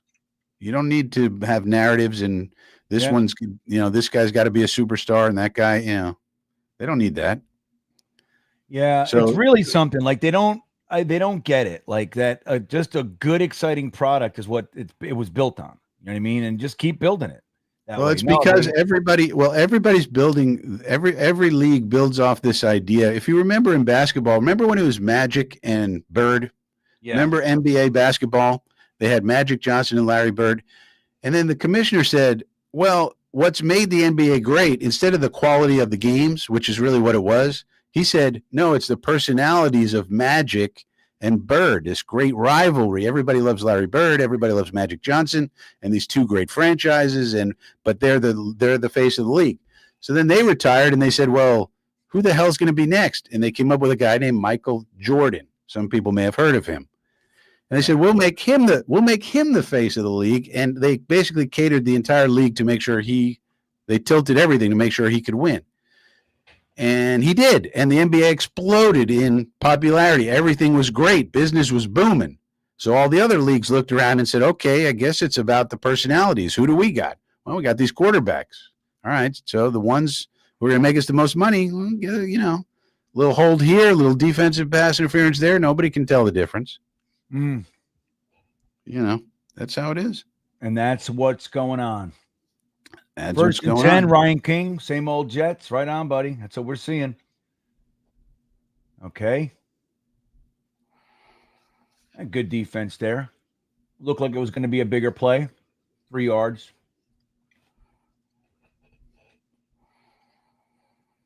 Swamp Ranger checking in. 1 game and delusional fans are ready to build a statue for Fields, and he didn't even win. I feel like I'm watching Zach Wilson again. Well, remember Zach Wilson's first game? He had those 2 late touchdowns to Corey Davis after looking like shit all game. We partied. We're like, oh, man, if he had one more drive. He threw 4 interceptions the next game. See, right, there's a nice getting in there. Oh, nope. There's a nice pass. Yeah, it's nice and easy. I maintain this sport isn't as hard as the guys we hire to make it look complicated. Just lead him. Look right in his hands. Boom. He doesn't have to break stride or look backwards. Yeah. Perfect. That's a beautiful pass. Even though degree of difficulty was easy, but still. Make the easy stuff easy. Make the easy stuff easy. Remember that? Yeah. We can't figure that out. Everything's got to be super complicated.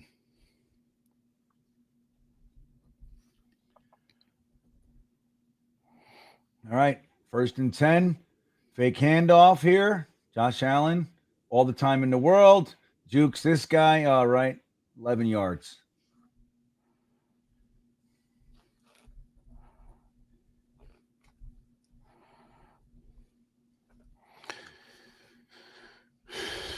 Brandon Stevens, ladies and gentlemen.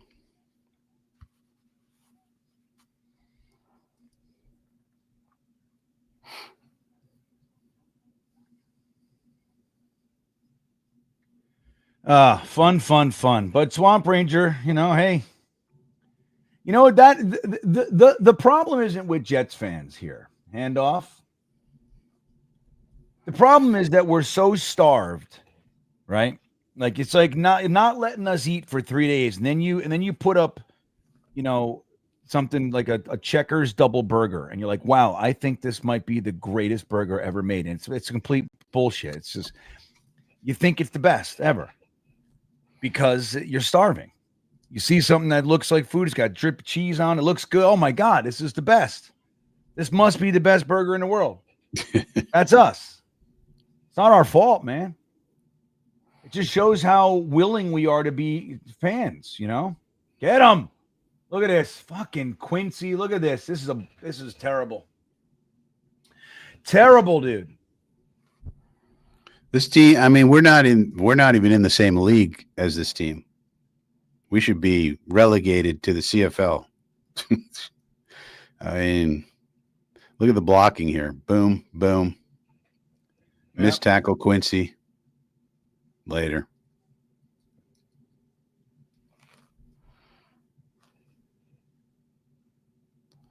Brandon Stevens in pursuit.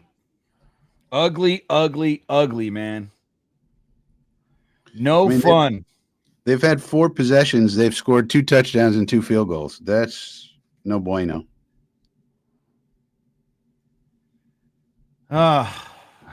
This info here.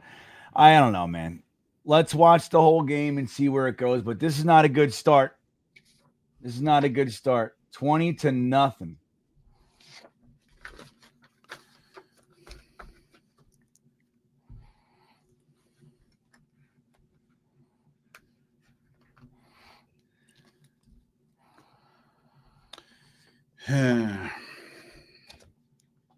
Josh Allen can beat us with a maxi pad up his nose. That's right. That's what we got going on.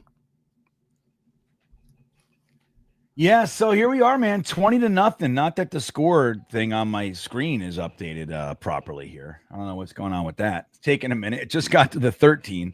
But know this, it is not 13-0. It is 20-0. And this game is as much fun as we're used to. This is what we're used to here.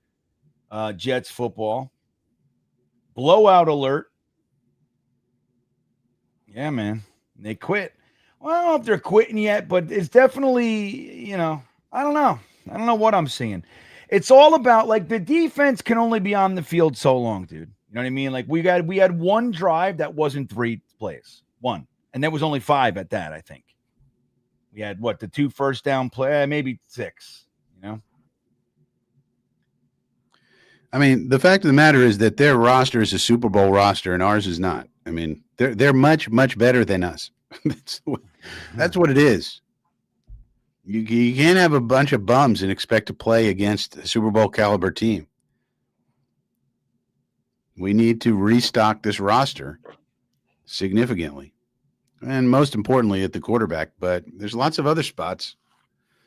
Defense is not holding up against a run to this game like they did in the first game. Passing, I mean, the defense just looks terrible all around. And then Fields, our run game hasn't gotten going, and Fields looks terrible. So that's what you get. That is what you get. Let me see here. We got a couple people checking in. Let's see here. Where is it? Chris Herbst. It's going to be one of those games. Yep, that's what it looks like. Look at all those sorry saps that are sitting in the sun, miserable. I feel bad for every Jets fan in there. I've done that. Hey, the Giants are beating Dallas 13-3. All right. There you go. Seattle, Pittsburgh 7-6 at the end of the first half. Detroit 14, the Bears 7. So at least Caleb has gotten 7 points on the board. The Rams 10-3 over the Titans. So it looks like Cam Ward's still struggling. New England 12, Miami 7. So Miami able to score a touchdown in the first 3 quarters this time. Baltimore shutting out Cleveland 10-0. Jacksonville 14-7 over the Bengalis. And San Francisco 9-0 over the Saints. All right, we got Isaiah Davis receiving the kick. I see a gap. Run through it. There you go. Oh, tripped. That's all right. Got to the 39-yard line. Good return. We lost Ablab. He's going to bed, Frankie. Yeah. Good night, Ablab. 2 p.m. bedtime for Ablab. See, that's not good. Look what you're doing, Jets. I tell you, you don't want to lose guys like Ablab. Jason Edwards checking in. I'm losing my patience as a fan. I want to below Benzad. It's becoming difficult. I'm not sure how to feel this. Well, I know how to feel. It's disappointed, stagnant. Here we go. Justin Fields. I'm going to end this poll. See how you guys feel about the ability of Justin Fields to turn it around for this game. Look at this. He's running. He's slid. You're not allowed to hit him, dude. You're not going to throw a fucking flag? Of course not. He's not the chosen one. How do you not throw a flag, dude? Yeah, that's a clear violation of the rules.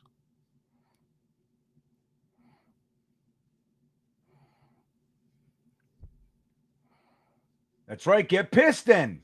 Let's go. 2nd and 3. Well, the poll numbers are not good. 54%. Hopeful but unlikely. 24%. 100% to say he's just warming up. 6% think he's just warming up. Go, Brees. All right, we got a first down, Frankie. That's where it all starts. It all begins with a first down. Fletch is next up on the Super Chats, everybody. Thank you so much for the support. Look at, who's this? Russell Williams throwing his fucking moon balls again. There he goes. Fletch says, shame on Frankie for suggesting Jordan didn't earn his greatness. The league promoted him, but nothing was him. No, I don't think that's what he was saying. Well, yeah, he was great too, but like he was great first. He couldn't suck, and then Yeah, you couldn't have picked. Look at this. Another first down from Justin Fields. Sorry, Frank. You couldn't have picked Justin, Starks. That's funny. I was going to say Starks. Like Starks was. That's the guy because I loved him. He was good. But, I loved him, but he couldn't have been. He couldn't have been the face of the league. No, he couldn't have been the face of the league. No, you have to be a superstar for it to work. But then they tilted the league toward him as well. Yeah. And then let me tell you something. I loved Jordan and all that shit, but I was a diehard Knicks fan, dude. Oh, yeah. The Knicks would have had numerous championships with that team. Wasn't for one Michael Jordan and his Scottie Pippenettes. And if you watch those games, you remember you breathed on him. They would call a foul. Yeah. Well, that was little. So Brees Hall falls into the line of scrimmage on that one, Frankie. Not much doing. Hexen checking in. Let's see who missed our blocks here. We got to be able to block these guys. Oh, he has. Yeah.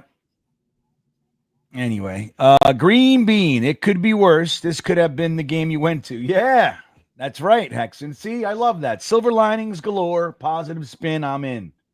All right, hand off to Brees. Finds a little crease. Gets about 4. So it's going to be 3rd and 6. Maybe they say 7, Frankie. 6. 3rd and 6. So thank you for the positive spin, Hexen. I like that. Bearded checking in. I was with Bearded last week at the game. Stevens quit on that run. Benjamin put in AZ. I didn't see that. But if it's true, I'm with you. Clemens is still in there. Look, they kept Clemens in, and he popped Josh Allen's nose, which got us Trubisky, which gave us a chance that we didn't take advantage of. So you never know. Justin Fields, fake handoff, RPO style, is going to run it. Can he get to the outside? He can't. He can't do it. 4th down, Frankie. Might as well kick the field goal here. Yeah. You got to get something on the board. Couldn't do it. I think their defense is playing well. Yeah. So Louis LaBouche, just end the season. Well, we can't. We can't do it, Louis. All right. Let's see here now. They're going to fake it, Frankie. It's 4th and 3. We're running in a touchdown right here. You heard it here first. Hey. Oh, right down the middle. We're on the board now. It's only a 17-point game now, Frankie. We could stop them once, maybe see their punter. Wouldn't that be nice? We don't even know who's going to return punts for us because they haven't punted. Gator needs his GAT checking in, Frankie.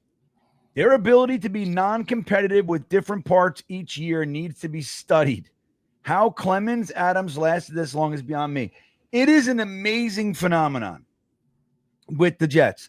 It does not matter which unit came to play lights out football. The other side of the ball does not want to be there.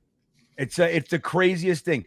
It is very rare that we feel like the offense goes out there, scores some points, nice drive, and the defense shuts them down. It just doesn't happen in the same game. What is that, Frank? It should be studied. Have you studied it? Frankie studies. I don't know. Frankie's a studier. Yeah. I would say that the fact of the matter is that, I'm just sorry, but the Buffalo Bills are just way better than we are. And maybe the Steelers aren't way better than we are. Like, the Bills are a Super Bowl contending team. The Steelers are hoping to make a playoff, push. That's they're in the middle class. And we're in the ghetto. We have a ghetto roster. I've told you all summer we have plenty of holes, and when you come into a game, those holes get exposed. So, I don't know. And we are exposing holes today on GreenBean and Frankie Show. And the only thing is that we were hoping Justin Fields would show improvement in this game. In the first game he did. In this game he's not. So, I mean, I don't know what to tell you. Pooch guy goes, the bar is so low. Can we ever have a good team? I'll tell you what, if they listen to Frankie this offseason, and he said, look, here's where the holes are. Here's what you could do to address them. They would be in better shape, right? It's like when you look at I know it's a joke and everything, but I am not fucking kidding when I say, give me the GM position for 2 years and I will turn this team around, because I'm not a complete moron and I don't overthink. It's like, no. That guy sucks. I know that he's fast. I know that you like him because he's fast. He sucks at football. We will not be taking him. No, I'm not trading up. You know what I mean? Like those kinds of things. I would have 9 picks every fucking draft minimum. You know what I mean, Frankie? I mean, yeah, let's trade up for Tyler Barron. Oh. Yeah. No, you have to hold you have to treat your draft picks like they're gold. They're gold because they are. All right, look at this. Got the return to the 42-yard line. We got a flag on the play. 51 is hurt again. Mawanga. That guy can't seem to get through a game without holding his fucking elbow. That's another guy that we picked. We just had to have these Miami guys for some reason. Anyway, Pooch guy, I want you to know I love you. Another guy I love, Hennessy. Look at this, Frankie. GreenBean needs to get in MetLife so we could score some touchdowns. How quickly that turns around. Oh, well, holding on the Bills. Wait, what is this interview? Who's that guy? It might as well be GreenBean. That guy's like, I'm telling you, they don't know what they're talking about. I guess this game is so uninteresting. They're going into Jim Nance's career, I guess. 40 years ago. Let's take a look. Let's go take the look down memory lane with Jim Nance and what he did 20 years ago. Style of eyeglasses 40 years ago. That's what we're looking at. Joe the Jet G checking in. John Mateer time. What do you think of that, Frankie? Yeah, John Mateer reminds me of Will Levis. So if you want somebody who can do dynamic things like Will Levis, go for John Mateer. There you go. All right. Bring him in, Joe. Bringing him in. All right, guys. Here's the great thing. What's going to happen on this drive, you heard it here first, is this is where we get our turnover. The energy in the stadium flips. We get a touchdown. It's a 10-point game going into the half. Here you go, Frankie. What do you think? Yeah, let's do it. Let's do it. All right, here we go. Jermaine Johnson, big sack coming up. They're going to hand it off, though. Ruin my damn party. Oh, fake. Clemens totally bites. Wide open. Look at this. I mean, look at their execution compared to our execution. I mean, so the Bills know how to play football. I'm not sure together a long time now. They've been together a long time. There's no learning going on in the Bills.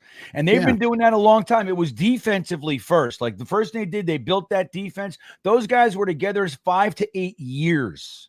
Same guys, man. Like they just started letting some of them go like last offseason, like 2 years ago.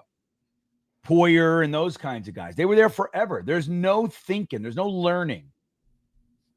Somebody tackle this guy, huh? There you go. Yeah, and it helps when, if anything goes wrong, Josh Allen just runs around and makes it right. Yeah. Yeah. Touchdown, field goal, touchdown.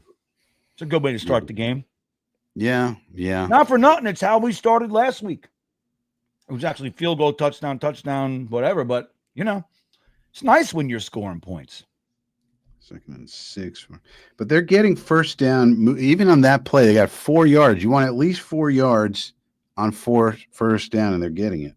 Yep. So even those little plays are executed well. All right. Oh, my God. They had him in the backfield. Flag on the play. Yeah. Got more flags. What do you think it is? More rules violations. Like, don't they understand that they don't need the flags? Do they get that?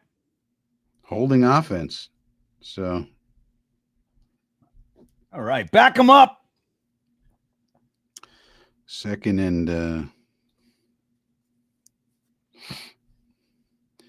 well, there's 2:44 left until halftime, so there's that. At least at halftime that we won't be seeing any bad plays occurring. Look at this. Joska says, I thought you were going to bed, Joska. What happened? I thought you were going to mow the lawn or some shit you said. I forget. Good. I'm glad you're here, buddy. Look, we need each other. It sucks. If I was alone dealing with this, it would be really, I'm glad you. Oh, my God. He was bracing for the sack, and we just couldn't do it. Like I said, anything goes wrong, there goes Josh. Get him 6 yards easy. Yeah, he says Jets defense swears interceptions are urban legends. I swear to God. Jason Edwards checking back in. We deserve better. The team sucks, and I'm literally looking to buy a Jets jersey right now. The Jets are a train wreck, and I can't stop looking. Yeah, we're mentally ill. That's what it is. I think I had an idea. What do you think if we change the name of the team to the Gotham City Football Club? Well, then what do we do as a chant? Well, we need a whole new chant. We got to get rid of. I don't know. This is all right. This is too much. Maybe the chant is part of the problem. It's too simplistic. We just name the team. We're just going to chant the name of the team. It's a little simplistic. Gotham City Football Club. Gotham City Football Club, like something like that. Fireman was like, hey. We have to go to the chant masters for them to figure out a new chant. I don't know what the new chant would be, but the old chant isn't working. It's not working. It doesn't work. It really doesn't. The name of the team, the colors, the chanting, none of it's working. We need to just revamp the whole thing. The Jets are currently worth $8.4 billion. Imagine having a product. You sell brakes, car brakes, and they fail more than they stop cars from hitting other cars. Should your business model go up? Granted, more serious, of course, but what if you're selling cheeseburgers? The thing is that winning is not the product. No. Drama. It's kind of, I don't know. It's hard to understand it. I guess it's just like the loyalty of the fans. Like we buy the ticket. The tickets get sold. The ratings are the ratings. There's no correlation to the winning. It's kind of weird. We're like the 5th most valuable franchise. Yeah. And MetLife Stadium, by the way, is one of the most profitable event venues in the world. So you may not like MetLife Stadium. It is a smashing success for the Johnsons and the Maras. And when would you like to know when our lease expires with the land people in New Jersey? Would you like to know? Wait, say it again. Yeah, 2000. What was it? 2119 or some shit. The 2109. It's a 100-year lease. We're going to be there 100 years, people. Nice. 100 years. Third and long again. Get your Queen's dreams out. Third and long in their own territory. This is the time. Can we get a little turnover? Can we get a little apple turnover? This is where Sauce needs to get his interception. Nope. It's going to be a first down instead. Right into the field goal target. Yep. It's easy. It's easy. High level. That's high level quarterback play. You look at it, you see it, you know where your target is, you hit it, and you move on. I mean, it's just easy peasy. You know who's going to be open. You see it, boom, you hit it. Let's move on. No problems. No problems.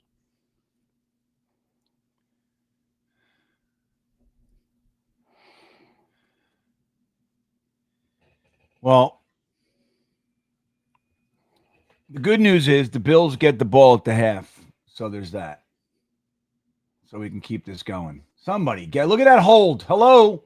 Oh, he's going to get a fucking horse collar instead. Briggs with the big sack.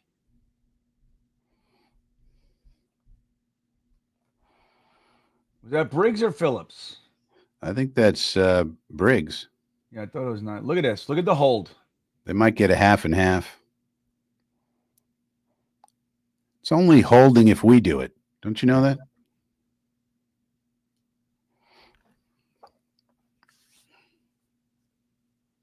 $14 sacks allowed. Wow. Fewest in the NFL. We've had games with that many sacks. One game. All right. Josh Allen back to pass. Nice quick slant right in Sauce's face. He's given up 2 receptions so far this half.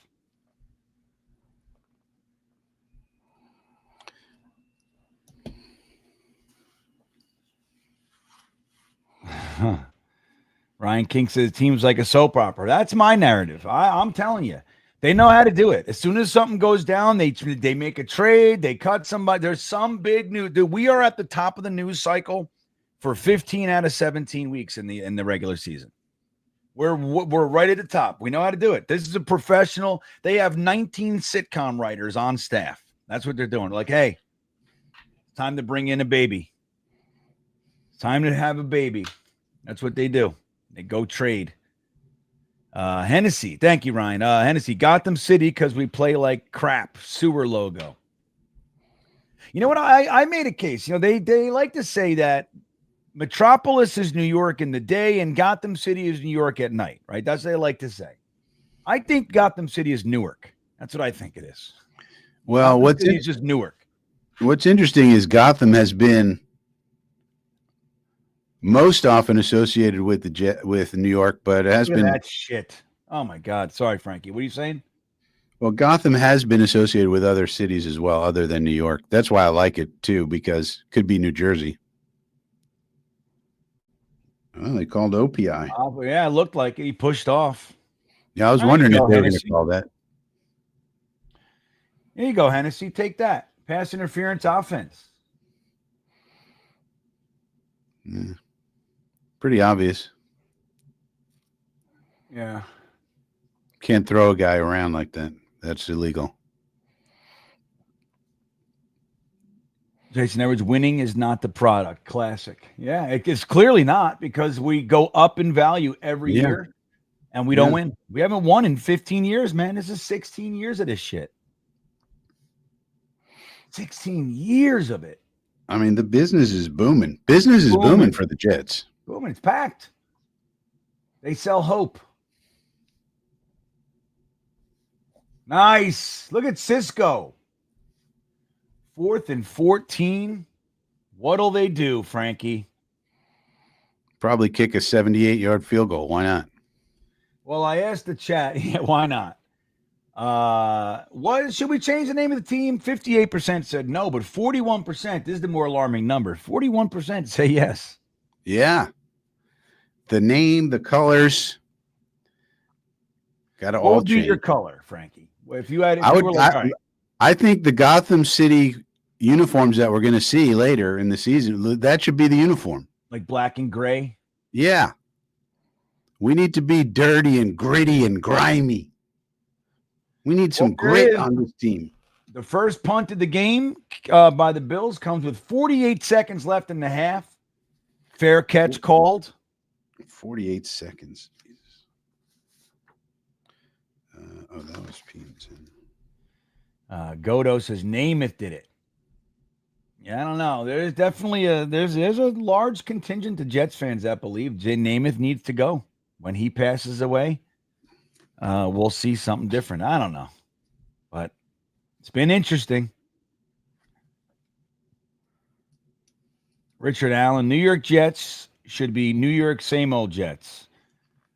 A traditional team, best losers in all sports world, the opposite of the Yankees. Right. Yeah, it's like the bizarro Yankees. Well, here we are. I don't know what's going on with this score thing I have on today. It still says it's 13-0. What do I got to do? There it is. Maybe I got to open. Maybe I got to do something. As soon as I touch it, it goes. So there you go. Maybe when we score, I got to touch it. I got to open it. I'm supposed to just do it. Anyway, sorry about that. It is 20-3. So at least we're on the board, everybody. There's that, if that's some point of pride for anyone. But yeah, not fun. Let's see here. What do we got in here, Frankie? Cisco knocks it down. Yeah, okay. I'm going to catch up. I got to be careful with the chat because sometimes, not that anything's happened in this game, but sometimes you guys tell me stuff that's happening before. You know what I mean? Like, I know, like, we're lining up and they're like, shit, interception. I'm like, fucking, I hate it. But let's see. There's Phil. Phil says move to Queens, change the name to New York Drag Queens or New York Chicks with Dick's Football Club. There you go. Yeah, but we're never moving out of this stadium. We're but never. If they change the name, it's a different club. Can they move? No. Yeah, they're not going to do it. He owns it. Why would he move? Why would you move? It's profitable. The team is amazingly profitable. The stadium itself, which is another business, profitable, super profitable. Look at that. Justin Fields, 1 for 4, 18 yards. Holy smokes. He's got no interceptions, and that is the positive. Although he does have a fumble. Yeah. Maybe not as positive. It's like when they say, like last week, they go, Justin Fields, 218 yards and 1 touchdown. When are they going to start adding the rushing touchdowns to that? You know what I mean? Be nice. Why don't they do that, Frankie? Be nice. All right, we got 1st and 10, 48 seconds left. What will we do from our own 13-yard line? Short pass to Brees. Call a timeout. They do. Gets us up to about the 20-yard line. Only got 80 yards to go, everybody. No problem. Connor Long checking in. So I've been screaming on my channel for Zach Wilson. You want Zach back? Oh, my God, Connor. I don't know what to make of this team today. Connor Long and O'Leary, I was checking them out before the game started a little earlier, getting us ready with all kinds of hope. Yeah, I was doing it too, man. I thought I'm telling you, this game, all you had to do was run it. You got to account for Matt Milano. Get a tight end pull through the hole, send the fullback. Your whole job is Matt Milano, dude. If you do that, the offensive line can take care of their defensive line. And that's that. Look at Justin Fields. Look at him. He's taking off for the first down. He's got more, Frankie. He's like, you know what? On second thought, I'm just going to run to the 50-yard line. That's the way to do it. I don't care if he ever throws the ball again. Just run it. The thing is, Connor, is that Zach Wilson would have just kept running backwards like Justin started to do there. Look at this.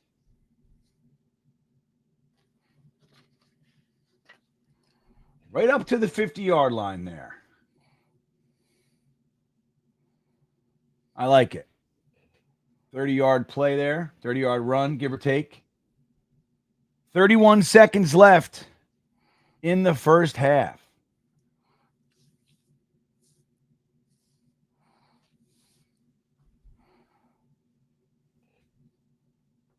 Look at that shitty logo sitting there in the middle of the field. All right, come on, Justin Fields. It's time to get serious. All right, he's in shotgun. Why can't these quarterbacks throw it to the right side of the receiver? I don't understand it. You still should have caught it, but yeah. You can't throw the ball behind people and expect them to catch it. It would be a circus catch. Yeah, like look at their entire momentum of their bodies going this way. You can't. It's very difficult. Just throw it to the outside, for God's sakes. Ugh. So annoying to watch. There's a lot of quarterbacks who do it, though. I mean, I'm not just him. College ranks all over the place. Ugh. Yeah, it's a crazy thing. Justin Fields here. Look at this. Oh my God. I'll tell you, man. It's never one guy, is it, Frankie? It's like everybody just decides they can't Sometimes do the one thing. I mean, throw it properly. Like this is what we were talking about with Zach Wilson. When you have time and the guy's open, just throw it correctly. That's not asking you to do crazy things. Just do the simple things. It looks like we got another one like that. All right, 3rd and 10. Justin Fields in shotgun. Isaiah Davis in. Where's Brees and Braylon Allen? I don't understand it. All right. Look at that fucking duck. Did you see that, Frankie? I mean, these passes have no chance to be caught. This is, I got to say, this is one of the worst games I've watched with Fields from last year to this year with Pittsburgh and the one game with us. Yeah, this is no doubt.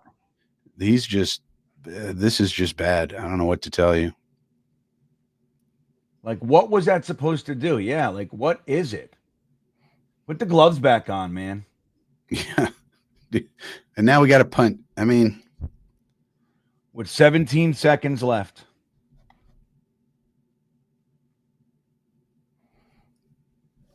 Well, at least Stiggers can catch a punt. So there's that. I mean, and I have a feeling that we're going to look at the tape. We'll have to see, but I bet you in the all-22 you're going to see a lot of open receivers. Yeah. So it's going to be hard to blame Tanner Engstrand. I mean, some of these we already see they're wide open or they're just very bad decisions, and then the passes are behind people. You can't throw the ball behind people. You can get away with it once in a while, but really you can't. You should not. And thankfully, they're not even going to go for anything. Yeah. You're witnessing what we call mercy. I was just going to say that's a merciful decision. Yeah. Well, they're going to go into the half 20-3. The Jets had a shot there. Looked like they could do it. But look, we're going to sink or swim on the arm of Justin Fields. His feet can do some. That's great.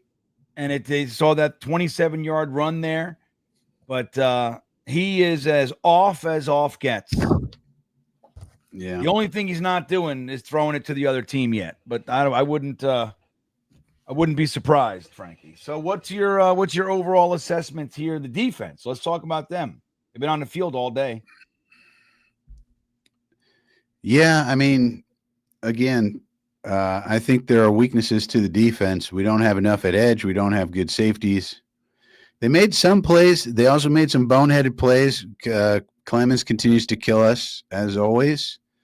Yeah. When you have 3rd and long and you have a chance to get Allen off the field, you have to get him off the field. You cannot give him second life with stupid penalties and all these things. You know, it wasn't good. It wasn't good. No. But again, you know, when you look at it, for all their warts and everything, they're actually playing. This could be a lot worse. You know, it could be a lot worse. That the Michael Clemens giving them their first touchdown, that would have been a field goal. That takes 4 off the board just like that alone. So that's the kind of thing that you just can't see. But this is a game, in my opinion, about the offense. I'm going to take off the chain for the second half. It's not working today. That's true. I'm also going to, Frankie, at some point here, I'm going to change this shirt because I like to do stuff like that. There's a brand. I bought it last week. I'm embracing the Jets logo here. This jet going through the thing, going through the circle, but it's not working. So we'll see. I don't have a jersey in here. I got to run in and get one at some point.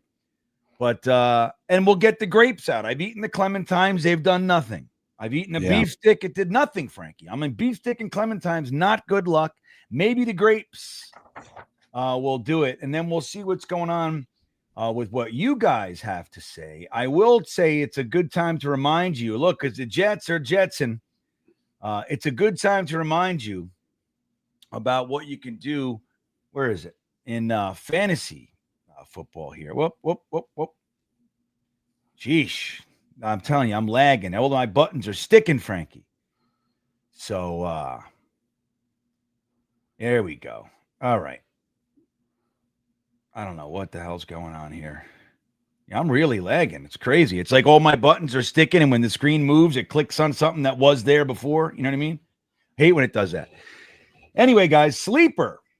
You guys are just getting used to the idea of Sleeper being around here. But it turned out that the fantasy league that I was already in was using Sleeper.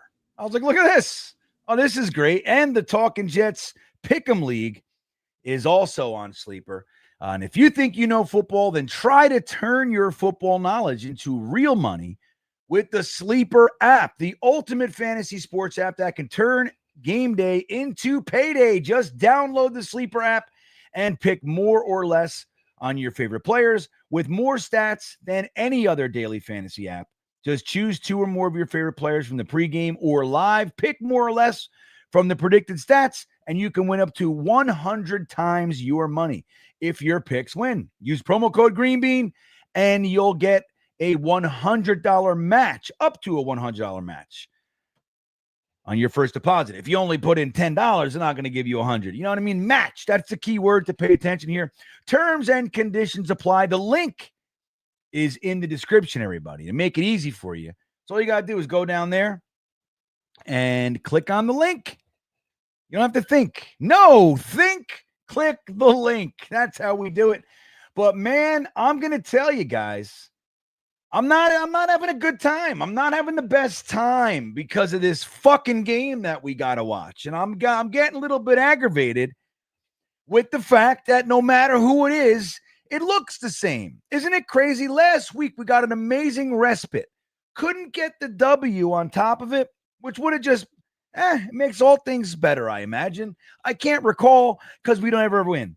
But it would have been nice to get a victory and see what that feels like after actually playing a good game of football and then winning. Oh, it's got to be delicious.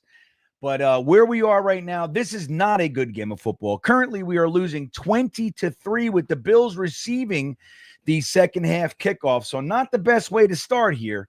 It could be in a 23 or 27 to 3 hole right off the rip of the second half here. Now, who knows what the second half is? You remember Robert Saleh teams, they were all second half teams. So whatever was happening in the first half, it was like the tale of 2 games. They'd come out, they'd make their adjustments or whatever. They'd fix something, which I heard is a lot of baloney. They don't really do much to adjust, but they could address some things. But Saleh's teams always seem to come out in the second half and play better.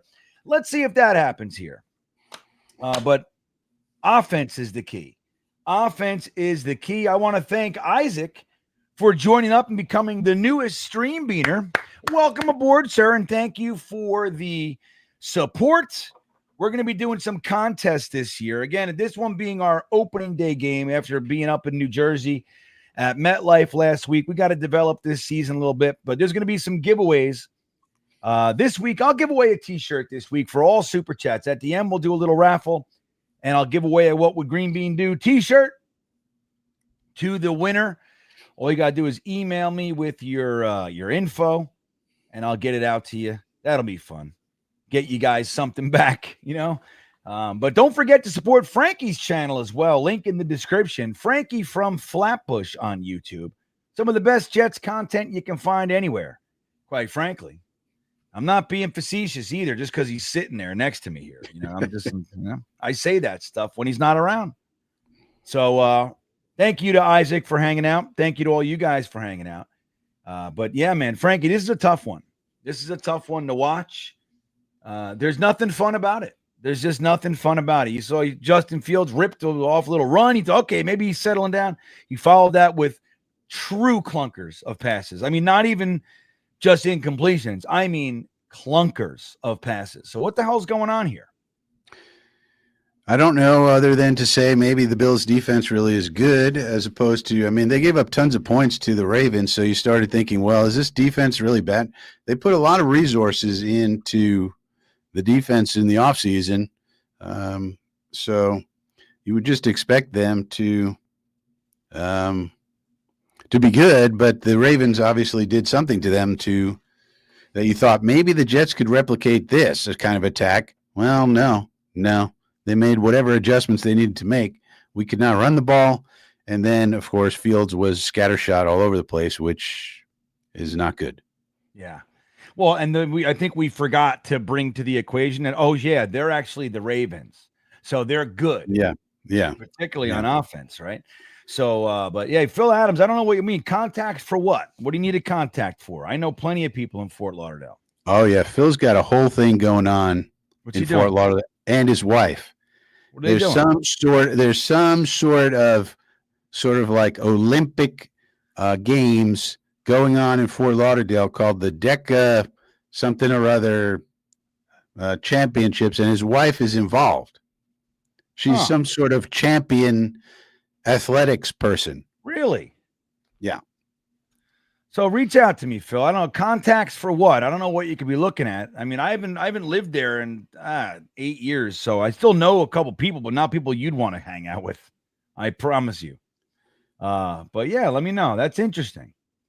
Let's see here. So Luz Crenshaw says this team ruins a beautiful fall's weather every year. I know it's a beautiful day out too.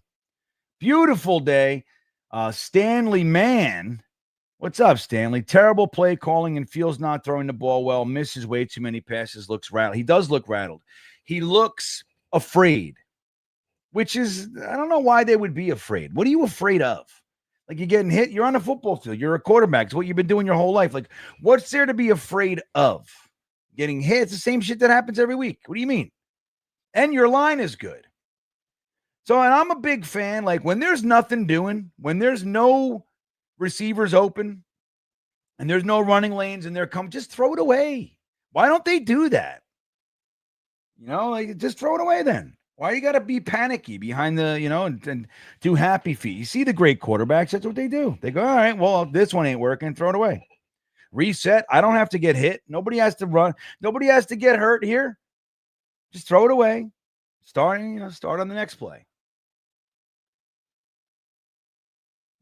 So I don't know. But the play calling, I mean, it doesn't look really necessarily great. But again, guys are open and the time's there. Like, how great is play calling? Like you can't have play calling that accounts for a quarterback throwing the ball 5 feet over people's heads, which has happened more than once today, or behind the receivers, which has happened more than once today. Yeah, like, you can't account for it. The guy's open, the time's there, the play's working, the quarterback's got to get him the ball. You know what I mean? That's all it takes. That's all it takes. So Jets are reminding us we have a lot of holes. The Bills are a Super Bowl team. Yeah, I know, I get it, but you still want to be, like, respectable. And again, Jetster, this is, I think, the problem. Good to see you, by the way, man. Over on this side of things, but it's not just they're better. Our guy is open. Our quarterback does have the time. and the pass did get off, it's uncatchable. You know what I mean? Like, there's no reason for it. It's not like he was getting hit or, there's guys on his back. There's nothing like that. He's got the time. The guy's open. Why isn't he hitting them? That's what makes it so frustrating. Like the first drive, Breece Hall got swallowed up. First pass play, Garrett Wilson wide open, man. He just threw it over his head, too far in front of him. Couldn't get it. Jetpack says, this game is so much fun. Go Jets. Yeah, this is our kind of fun, man. This is what we're used to, sad to say. I just want a season that we can feel competitive, like we're building something. And like the guys that suck, just like last week, if there's a guy that sucks, he's going to take your ability to win away, you cut him. You get rid of him. That helps too. For the few, okay, good, I'm in. We don't have to win all these games. I want to feel like my team is getting better. I want to feel like my team came to play. Of course, I want to win. Like John says, don't worry, we can still get a moral victory. Well, the truth is, like, a moral victory, I hear you. Like, I do. But that's kind of where I am. Like, I didn't have high expectations for this season. A lot of you did. I've had some discussions. People are like, I don't know, man. We're going to be better than you think. Great. But I just don't see it. But I can tell you that I do see enough talent on the team to compete. That's what I see. And when it's all right now, in my opinion, coming down to Justin Fields. He can't stay on the field because he can't connect with passes, and he fumbled the fucking ball in our own territory. So, I mean, I don't know what you want the defense to do. They've held him to a couple field goals. That one with they just got off the field. It was first down. He fumbles, gives it back to them. They're back on the field, and they held him to a field goal. I mean, I'm not trying to, be a homer for him or anything, or make excuses, but that's the truth of it. They're playing. They're outmatched for sure, and they're playing. The offense, on the other hand, it's all Justin Fields right now. Yeah, I'm not ready to jump off Glenn, Anthony, right? I'm with you there, bud. Like, I just feel like, I'd like to see them play better. I'd like to see some drives. If you can't get in because they just better than you, okay, it is what it is. All right, the kick is up. Got the receiving here. He's running. Got somebody that can make a play. Oh, look at this. Oh, no, come on. You guys come on.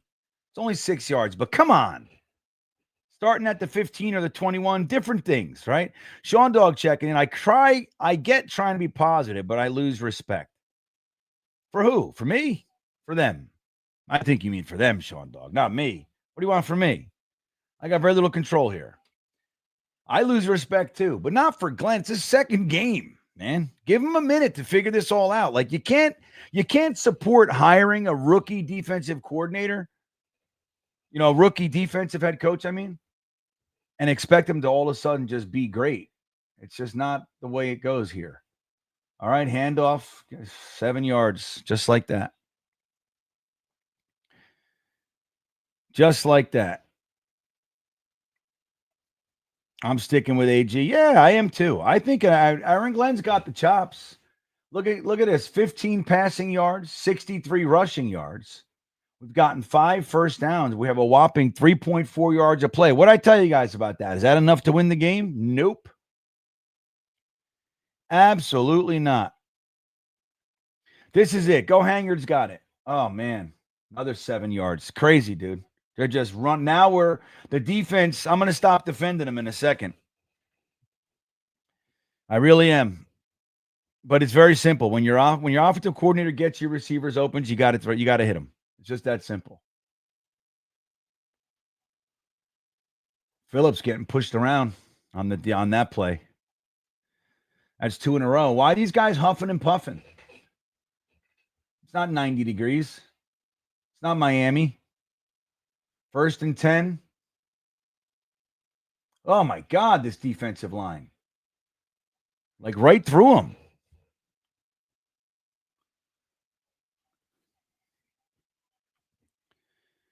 All right.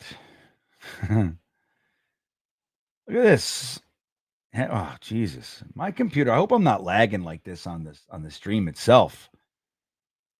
Because I am like I'm having misclicks all over the place. You know what I mean? Sucks. Let's see. Salty Nuts checking in. What's up, John? Good to see you, buddy. Hold on. We got a player 2nd and 5. He's calling audible here. Gonna hand the ball off, and why wouldn't he? Come on, Sauce. There we go. Finally, Sauce Gardner reading the play. Got some penetration, which pushed him into the backfield. That's where it started. Who was that? Was that Phillips? Let's see who it was. I think it's Quinnen. Yeah, look at Quinnen. And makes the tackle. See that? Quinnen Williams, baby. That's what we need, Quinnen. Stop playing games, man. You great or you're not? Are you great or are you not great? Let's go.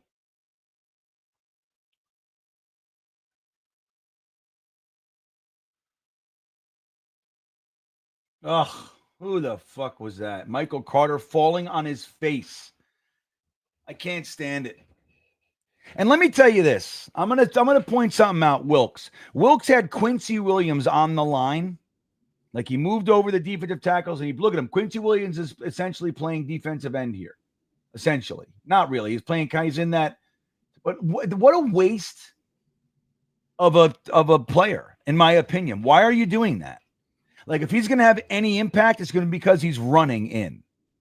A linebacker going head to head with a guard. Frankie, do you like that line? Do you like that matchup? I mean, it obviously they were trying to do something. I don't know what. I mean, there you go. Who's 96? That's LT3, isn't it? Yeah. Yes, it is. Finally made a play for him. Okay, good. Make your presence known, kid.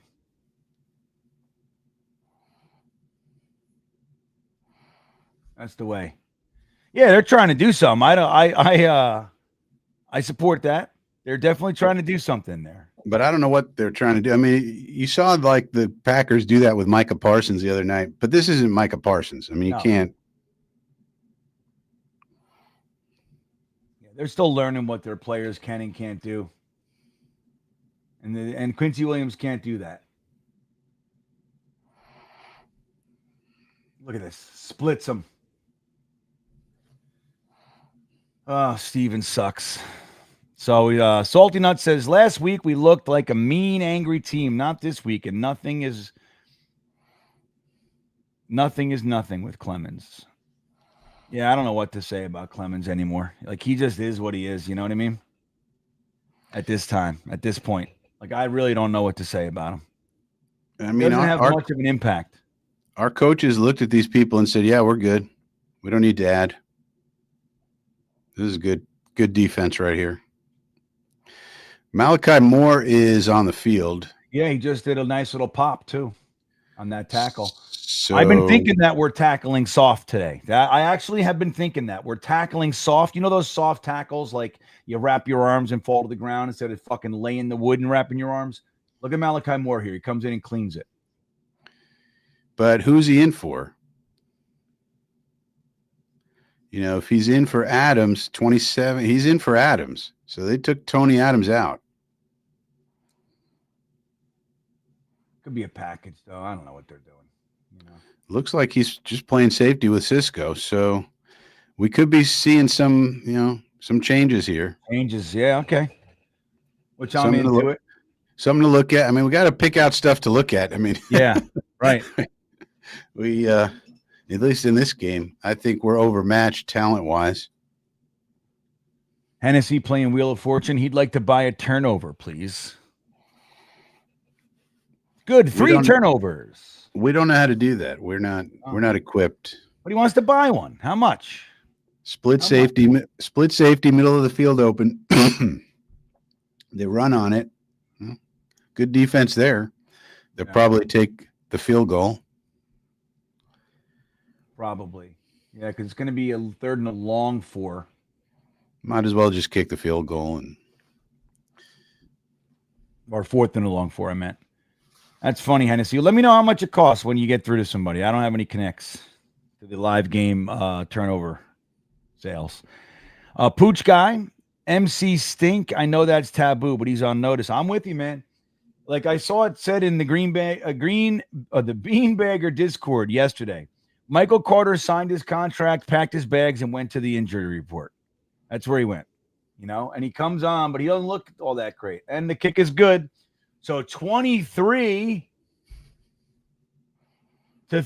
Oh, I don't have the thing up. Here we go. Put the score up. There we go. 23-3. Everybody.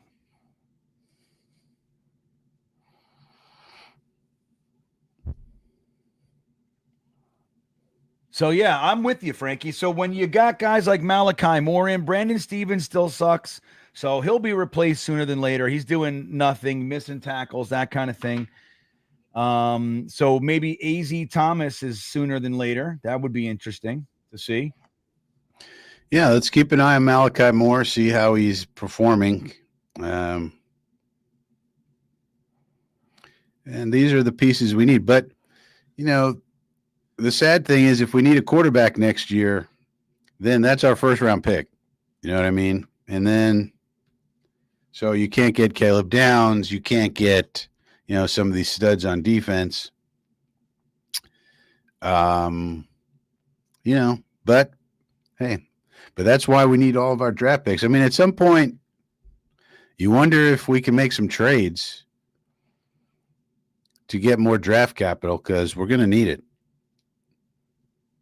Can we get anything for Michael Clemens? Can somebody give us a 7th round pick for Clemens? Yeah. He'll go pull a Blake Cashman and be all fresh. Yeah, why is the score so blurry on YouTube? It's weird. It's crystal clear on my end. That is weird. Yeah, it's crystal clear over here. I'm seeing it though. Thank you though, Florida Jets fan. Let me see if I can do some troubleshooting. Put the chain back on. I don't know the chain. Well, we got to see our offense without the chain. That was so our defense held them to a field goal, which is I don't know, almost best case scenario. But what happened with Jermaine Johnson? He got injured there. Let's hope not.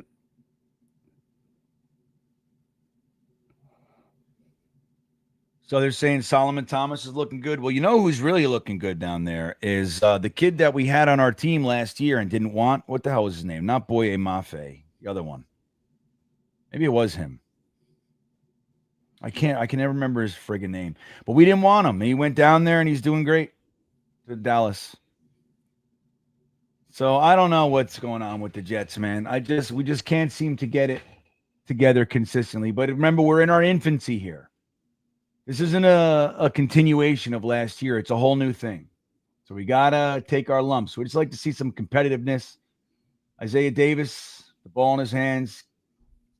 Nothing doing there. Beck with a chance to block.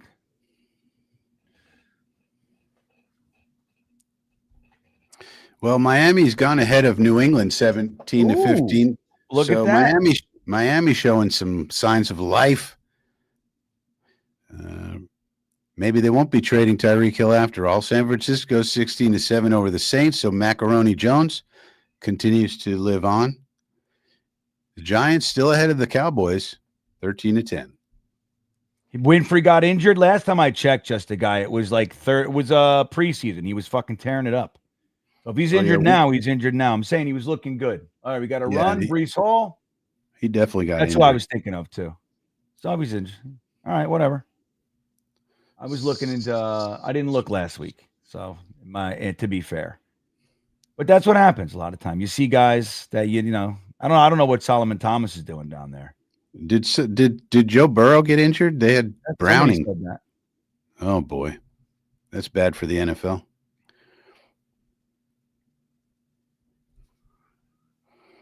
All right, Justin Fields, shotgun, 2nd and 4. Garrett Wilson in motion, hand the ball off. Gets 2. See, that's a sign right there. That's not good. When you're 2nd and 4, that's a perfect time for a pass. Yeah. Agreed. If the OC has confidence in the QB. If he doesn't, then he's like, all right, let me get it a little closer because want to make it even shorter for third down. It's like, man, that shows lack of confidence in Fields right there. So Jermaine Johnson is questionable with an ankle, Frankie. Great. Tony Adams also has a groin. Oh. So it's not like a decision that, we got to see there. It's all right. We got 3rd and 3. What do? Now they pass it. Let's see what happens here. He doesn't get it.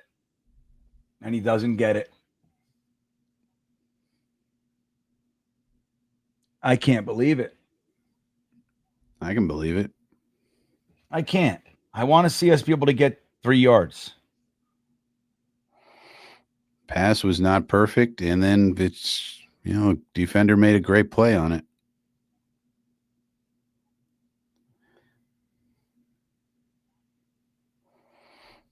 Ugh, that was frustrating. So now what? We're punting. Can you go for? Sorry, kid. I know it's boring. It's boring, buddy. Why is this thing so fucking? Let me see here. Man, we are punting fools, aren't we, Frankie? Yep. All right, good coverage. Who's that? Who's that? Stiggers. Stiggers doing Stigger things on special teams. That's good.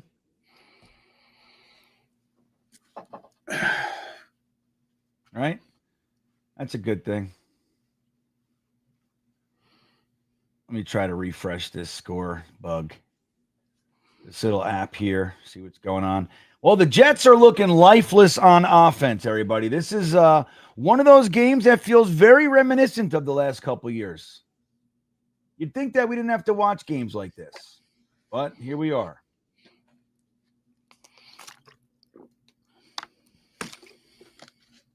All right, I'm going to get the new one up here. Let me see here. Maybe it'll be crisper. I'm trying to crisp it up for you guys. So, Frankie, what happened on that drive? Anything interesting that we need to know? I mean, you talked about the lack of confidence in Fields, but then he throws it on 3rd and 3. So you think he's just trying to establish the run? Is that like he's just trying to make sure that's our game? That's what we got to stick to, kind of a thing? I mean, at this point, we was all 11 personnel, but it just doesn't seem like Fields has confidence. It doesn't feel like Engstrand has confidence. They're trying to establish the run. We're down 20 points. Trying to establish the run. This is a problem. When you have a quarterback who can't pass well, this is what happens. If you get down, how are you going to come back? Even if the run game started to materialize, you're going to bleed out the clock. So, yeah, it's one of those games where you got to put it in your quarterback's hands and let him try to win, right? Yeah, and that's one of the and so if your quarterback can't do that, you're at a very big disadvantage. I mean, look at Josh Allen last week against the Ravens. They were down whatever it was, 40-25 in the 4th quarter, and he's got to pass every time now, and it was no problem. He could do it.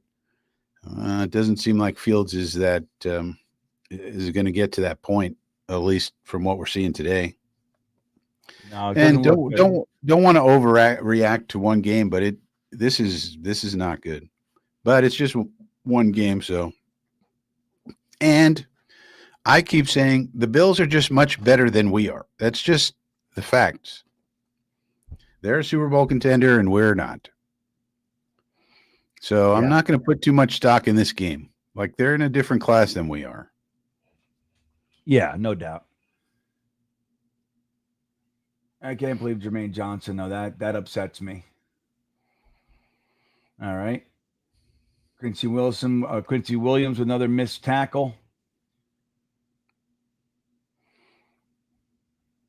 I don't know. I don't know of a team. Whenever I watch any football, Monday Night Football, whatever, I don't see as many missed tackles as we have consistently. It's consistent. It's every year. I don't know what that is. You look at other teams, they just tackle. They know how to tackle. One thing they're highlighting is Jackson Hawes on this. They just showed a little package of him blocking, including in this game. That's a guy we could have drafted instead of the bums we took. I was screaming for Jackson Hawes. It was a perfect pick for us. We needed a blocking tight end, and that guy's a mauler. Well, the Bills got him, and he's doing a good job. You know, it's just Beck. like we got Beck. We didn't need him. I mean, you could have both. You don't have to choose. You could have a fullback and a blocking tight end. I mean, so I don't know. You know, you get a guy like Tyler Barron who's a nothing. You just wasted a pick. Why not get a guy who can play a role? He's not going to be great, but he can play a role for you.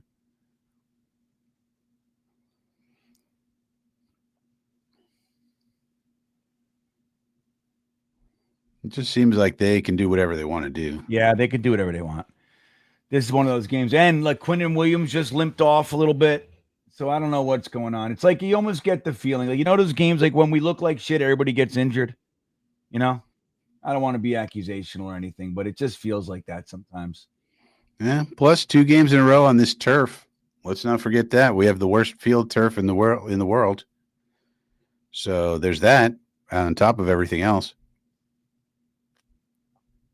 Yep. That bad field. That has an impact on people's wear and tear on their bodies and stuff.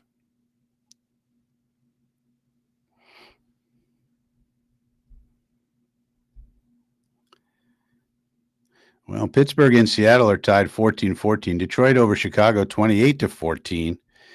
The Titans have taken the lead over the Rams, so maybe some hope for Cam Ward down there. Miami's still leading the Patriots 17-15, so the Patriots offense hasn't gotten untracked. Baltimore's killing Cleveland, as you might expect. Jacksonville and Cincinnati tied at 17 in the third quarter. San Francisco, New Orleans is coming back 16-14. The Saints making a game of it. Spencer Rattler down there. Yeah. Look at that guy. Spencer Rattler, everybody. Man, just pushing the pile. Cook down is, it's going to be 3rd and 1. But it's not like the Steelers are putting up big numbers against a real defense. So looking like our defense needs a lot of work, which is not great for a defensive head coach who hired Steve Wilkes and all this. You know, these are supposed to be defensive masterminds over here. St. Nick, just so you are aware, now they changed the field last year, so whatever, but MetLife is one of the highest one of the highest season-ending injury rates of any stadium in the NFL. Yeah, so we have the worst turf in the field. Yeah, it's not a stupid comment. And like there's all this debate about turf versus grass and all that kind of stuff goes round and round. But MetLife is one of the highest season-ending injury rates of any field in the NFL. Yeah, and that was up until at least last year or something. I don't know how it went. 2024, and then this year is young, but it's a notoriously bad field. Lots of slipping. Our players have complained about it for years. It's like you see a lot of slipping, which is bad. You know what I mean? Like when you're slipping, when your feet give out for your ankles and knees and all, it's not good. You know, to not have traction. So I know what you mean. It's like, look, there's more to this game, right? We're not saying the game, but when people start getting injured, and 2 weeks on this turf could have something to do with it. It's not helping. All right, we got 3rd and 1, Frankie. This is a big play here in the third quarter. 3:19 left in the third quarter. Josh Allen keeps it, tosses it, and he drops it. And they're going to complain about pass interference on the one play they dropped.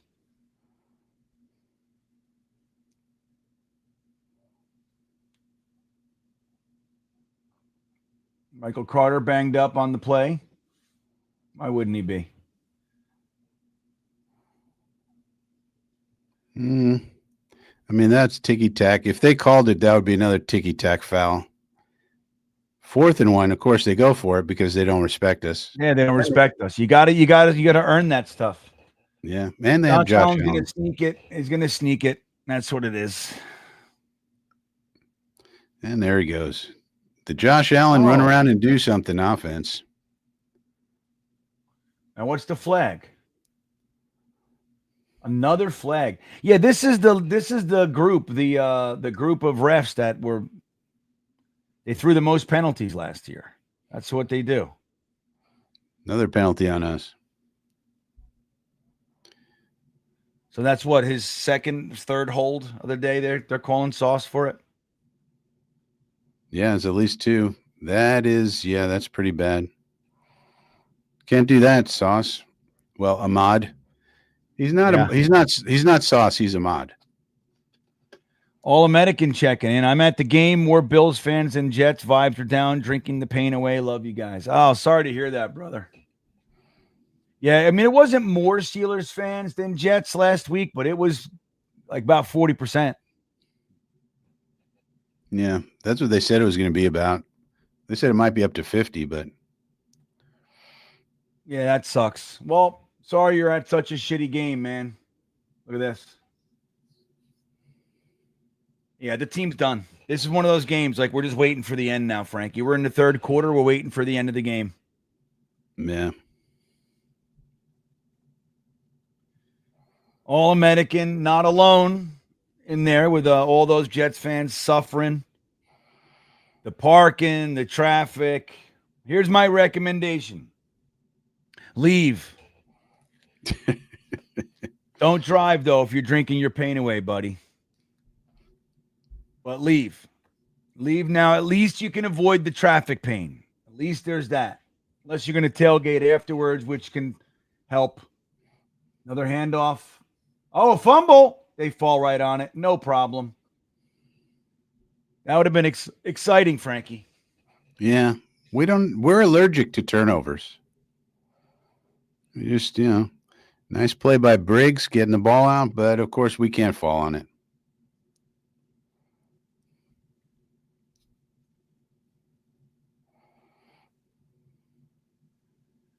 Yeah. Well, it's that awareness thing. You can say it's the bad luck bounce, with all that stuff, but our players don't seem to be as aware. That's what happens when you're phoning it in and something happens. You're not crisp. All right, we got a 2nd and 7. Josh Allen under center, hands the ball off. Oh, just scatting. Oh, you get him. Who was that? Sauce with, stopping the momentum there.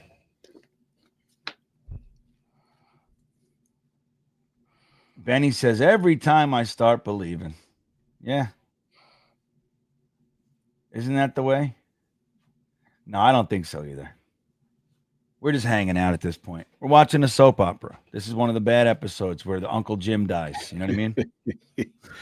Dallas Cowboys go ahead of the Giants 17-16. So Giants not exactly putting up a ton of points on the board with Russ Wilson. The Josh Allen run around and do stuff offense always works. Well, when you're Superman at the 5-yard line, we had a blind blitz. He sees it at the last minute and gets away. I mean, this guy's unbelievable. Unbelievable. San Francisco up 19-14 on the Saints in the third quarter. I tell you, I do love a good cornerback blitz. And that one, it was the play was drawn up perfectly. You got to remember, when you see where Sauce went, it's like you can't be going for his shoulders, man. You can't. I know he juked him and spun out, but you got to be prepared for it. I don't know. Complaining at this point. Wyatt says, I can do bad offense. I can't do bad defense. Really? Oh my God. No way, dude. I think bad defense is worse because it just, when you have bad defense, it makes it seem like nobody cares. Like the players don't care. They do care. They are trying. They just suck compared to the offensive players. Yeah, but here's the thing. Yeah, because the offense, you only have to watch for 3 fucking plays. So you don't get to see them sucking. But the thing is, when you have bad offense, then all you watch is defense. And if all you're watching is defense, be prepared to watch bad defense because they can't be on the field all day. Yeah, that's true. It's just that simple. That's the thing. You only see the offensive players for 3 plays, so they're not the ones. They're not the ones bothering you. You're looking at fucking Tony Adams and everybody. You're like, come on, because they're on the field all day. So we hate them. I'm all about, dude. If the offense sucks, everything sucks. And that's what we've won. We've had great defense, and the offense sucked, and the game felt just like this. Doesn't matter. Yeah, very true. Fernando Velez says, this is typical Jets, and I'm on a short leash with Glenn. We want to be positive, but it's rinse and repeat at this point. This looks like a Bowls game. Yeah, well, I think short leash should definitely extend past a game in 3 quarters, though. You know what I mean? Especially when the first game looked great. I mean, but then again, look at Todd Bowles when he gets a quarterback, whether it be Tom Brady or Baker Mayfield. And his teams are fine. Yeah, but again, he's been a head coach now for 8 years. It's a whole different thing. Like, you know, we got Todd Bowles as a rookie, where he had 3 offensive coordinators in 4 years, Frankie. He didn't know what the hell he was doing. Maybe so, but when Tom Brady showed up, he was looking good. And then when Baker Mayfield showed up and was really good, all of a sudden they had a shot. Well, Tom Brady's going to do that. And Arians gave him a Super Bowl winning team. He handed him a team. But now he's got Baker. I mean, I think he's making a pretty good case that, hey, wait a minute, I'm pretty good here. Yeah, no, now, yeah, for sure. But it took him all that time to do it. Well, that's the point. Is like, so we got these short leashes on these coaches. Like, I get it, Fernando. Don't get me wrong, but it's like these short leashes. Like, you fucking hire and fire and hire. It's just not going to work. Yeah. Yeah. No, I think Aaron Glenn gets a big leash. Look at that. I mean, who was that whiffer? That's Elijah Moore scoring a touchdown, by the way. So, Moore, yeah. And you know why they did that? Why they gave it to him. Cisco injured. One more fucking stick in the ribs. Cisco down. Too. Yeah, well, because he missed that tackle on that's called vaginitis. Look at this attempt that it did. This is a safety coming in to stop the look at him. Whiff. Oh, I'm hurt. I'm hurt instead. I don't just suck. Look at him.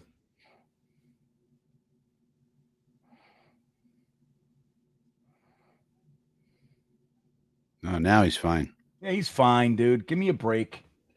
These guys, like, they don't know we know. Well, the thing is that we got to remember, they're all kids. They're all young, you know? They think that shit's fooling somebody. You know? Like, well, you don't think we fucking know what just happened there?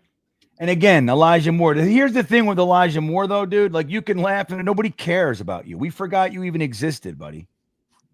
You know what I mean? Nobody cares. You're not our quarterback throwing a bomb to it's like it says you're just Elijah Moore. Nobody cares. You've been gone for a long time. Whatever. Jake's checking in. He says Tony Romo has politely been saying Wilkes is lost. Well, that would be very annoying. And again, it goes to, so one of the biggest things I think you could say against Glenn is who he picked to do things. Steve Wilkes is his handpicked defensive coordinator. He didn't need to choose him. This is who he wanted. Yeah. And if it turns out, over the long term, we're not going to judge him just on this game. Because, but over the long term, if he turns out to be bad, that's a mark on Glenn. How do you pick a bad defensive coordinator? That doesn't make any sense. It's like, why are we picking Tony Adams? Why are we picking Michael Clemens to be on this team? Yeah, I'm with you there. Yeah, I mean, look, I'll shoot real straight. I don't dislike Wilkes like in a way that I have passionate dislike for others, but that to me was okay. You know what I mean? I mean, we're not even stopping the run. It's like we're not even stopping the run. We should be good against the run at least. Yeah, I could understand last week. Yeah, like last week made sense to some degree. I mean, there were some breakdowns in the back end and all, but at least our scheme and our players, figured out how to stop the run. Should have been the same today. And then if Josh Allen kills you, you just go, all right, well, he's an alien. So, all right. But I don't know. We did not do good against the run or the pass today. So I don't know what that's about other than just the Bills are really good.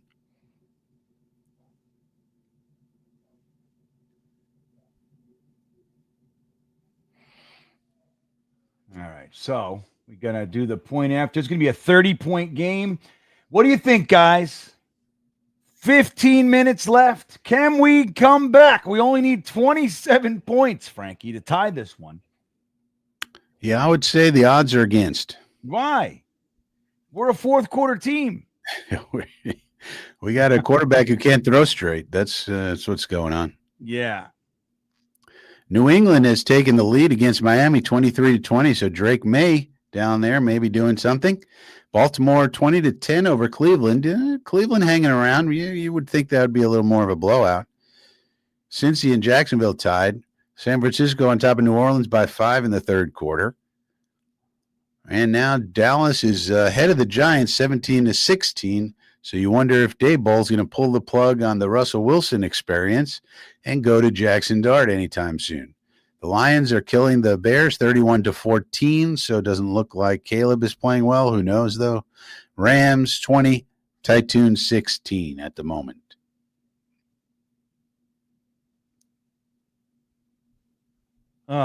See all those exciting sounding games? Don't they all sound fun? Every single game in the league sounded fun to me, as Frankie said that. I'm like, all right, well, that's fun.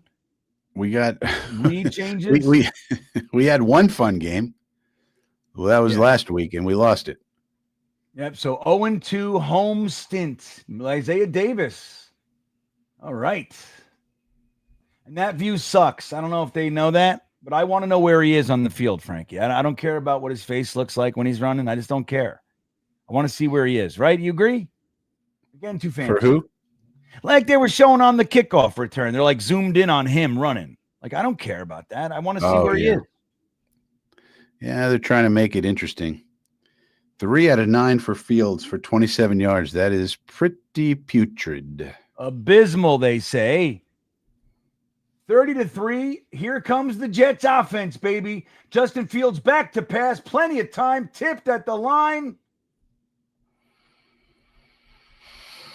Nothing doing. Nothing doing. A little 30% completion percentage. How about that? Right. Is that bad? Fernando Velez checking back in. This is typical Jets, and I'm. Oh wait, I did that one. Fernando Velez. I'm sorry, buddy. Wyatt checking back in. Oh, I got to see Swamp Ranger. I missed you too. Sorry, I'll get you, Swamp Ranger. If we run on first and second, then throw short on third, we may have a chance. Here we go. Justin Fields back to pass. He's running. He's caught. And he throws it to that guy. They throw it to Fred on the sideline. This has to be one of the worst passing games I've ever seen. There's no clue. He has no clue what to do. Some pass rush as well. Not good. Joey Bosa. Well, that's good news for Bills fans. Joey Bosa playing well. And speak of the devil. So there's that. And a fumble, and we fall on it. So 3rd and 10, fumble. Look at that. Now, Wyatt, you're going to tell me, so now look, we're forced now to watch the defense. You see? It's not the defense. It's like, you know, like you say, I can take bad defense or offense. I can't take bad offense. That is fucking the worst. 3 plays that are terrible. A blocked pass, a sack, and a fumble. So that's 2 fumbles for him today, one of which he lost. Look at this. Fake it. The analytics are low for a faked punt on 4th and 19 in your own 20-yard line. Look at this. All right. Maybe Wyatt. No, although when we run on 1st and 2nd and then pass on 3rd, we call that a predictable offense and everybody hates it. So there's that. It just, it all depends on what works. You can do anything you want. If it works, it's great. If it doesn't, it sucks. It's just that simple. Swamp Ranger, sorry, buddy. He says, this team looks utterly pathetic. Can't wait for a new coaching search in 3 years. At least that was exciting, right? Yeah. I mean, the problem is, you know, the real problem is all the great offensive genius coaches don't want to coach here. Liam Cohen told us no thank you. Ben Johnson told us no thank you. You know, all the offensive genius coaches that are coming up, they don't want to coach here. And so even if we were good, even if Angstrand somehow made Justin Fields good, and then he leaves to be a head coach, then you're screwed. Then what do you do? I mean, so we wind up with defensive coaches, and you think about defensive head coaches. If you take Belichick out of it, there's not a lot that really are top of the league. Andy Reid, Shanahan, Sirianni, McVay, these are all offensive coaches who call the plays. Yeah. Yeah, it's not often in this era, let's call it 25 years, that a defensive head coach gets you there. It just doesn't work. Except for Belichick. I mean, Belichick's but that's, I don't think, Ben Johnson, they just told us we're not even interviewing. Ben Johnson, Liam Cohen, these people, they said, we're not even interviewing. No, thank you. Their agent said, no, we're not interested in even talking to you. So I don't know. And then if you can't get a good offense going, it's like you're saying, if you can't get a good offense going, your defense, no matter how good it is on the field all that time, and they're going to wear down. So it's going to be tricky. It's going to be tricky. It is going to be tricky. Fernando says we get sold the hype and well, I don't know. Here's the thing with this season. Like, I feel like our angst should be proportionate. Last 2 years, we were sold major boatloads of hype. Yeah, that's true. This year, I mean, I don't know why anybody wouldn't think this isn't a rebuilding year. I know Glenn said we're going to try to win. Of course. There you go. Sherwood's playing. I think we got to look at it. I think at this point we got to look at it like a rebuilding year. Yeah, that's why, like, bringing anybody in, trading for anybody, any of that shit. And then now dude, he touched it. That's a touchdown. What's wrong with these guys? And now it's a touchback. What is wrong with these guys? You see that crazy play? Yeah. The Steelers got no football intelligence, I guess. Yeah, but then Seattle jumps on and they drop it. It's like, I don't know. Sometimes these guys, you look around, you're like, how the hell did you get here? All right, it's going to be 3rd and 11. All right, good pressure. See, I don't know. I just didn't buy the hype this year, Fernando. Like, I don't. People are you can get excited, but again, I had lots of conversations. People like, I don't know, man. I think we're going to be. I said, well, that's great. That's great, but my expectations are pretty low. This is below my expectations. That's the problem.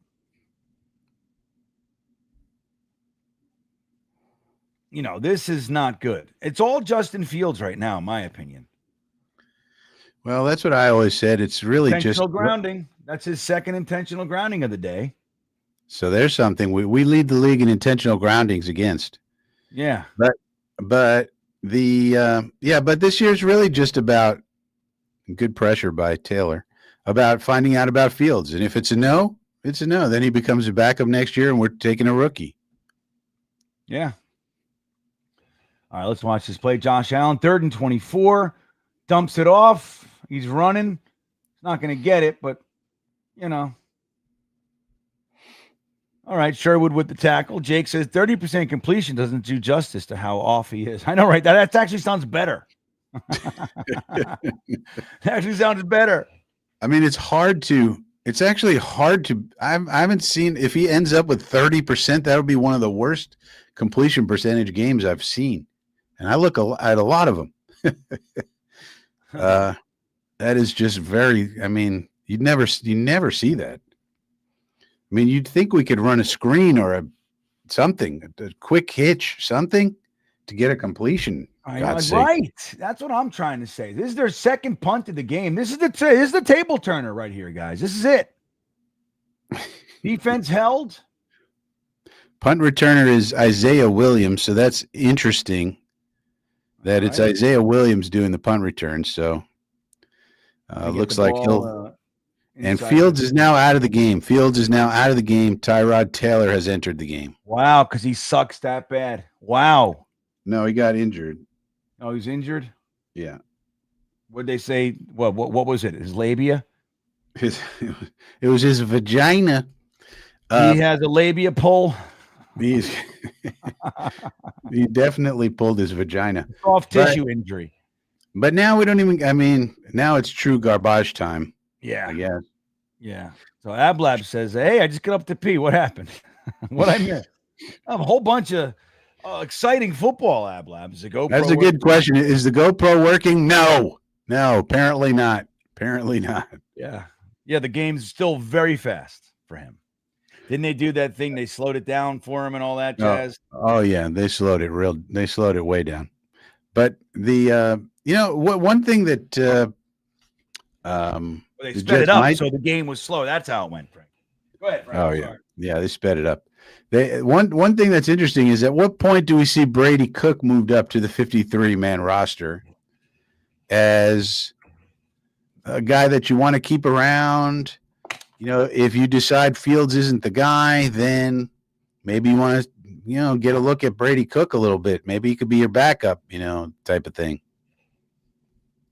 If that happens, because everybody who loves Brady Cook, I'm not there. I like what I saw. I mean, this guy worth developing. Yeah. I mean, you got to try something with these people. I mean, you know what Tyrod is.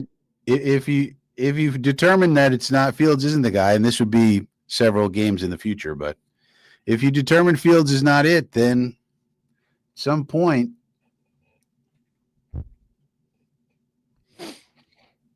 Well, Candlejack's checking him. Yeah, I hear you, man. I just don't see it, man. Brady Cook. I mean, look, yeah, fine, develop him, but I'd rather develop a fourth rounder than an undrafted free agent. Yeah, but we don't have those. They're not here. Cook is here. Fields has a towel over his head and walking into so that's like a concussion maybe or something. Who knows? A towel on his head so he doesn't have to hear the booze. Well, the Tyrod Taylor era, everybody. What DA will charge the Jets for emotional abuse? I know. What's going on here? Meanwhile, flags on the field, Candlejack. Flags on the field, everybody. Mr. Forte checking in. Bean, you're a saint to deal with the Jets and us. Well, thank you, Mr. Forte. This isn't easy. This isn't easy. I don't mind it. It's because I've been doing this for, I guess this might be my 5th year doing this. At this point, I don't know how to watch a game by myself. Look at Tyrod Taylor. Look at Garrett Wilson's like, holy shit, I'm on my 10th quarterback. Look at that! The fuck is that? No flag in this pussy NFL? All right, there's a flag. It better be for that. Yeah, what is that? And they always go after Garrett, you notice. Yeah. These little punks. Somebody needs to put these punks in their place, man. Like, seriously, like, forget the game. Like, this is about your manhood now. Yeah. Game's over.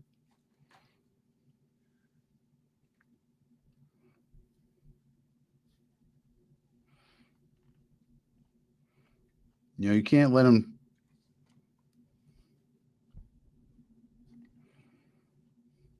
do that to you. Yeah, dude. Little punks. It's 3-on-1. Look at these punks. 3-on-1.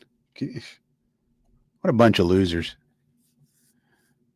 Garrett's smiling. He's the toughest son of a bitch we got, Garrett Wilson. I think so. He really is. And look, they're blitzing. They're up 27 points. They're blitzing. Yep. Bunch of punks. Let's throw a blitz in there. Up 27.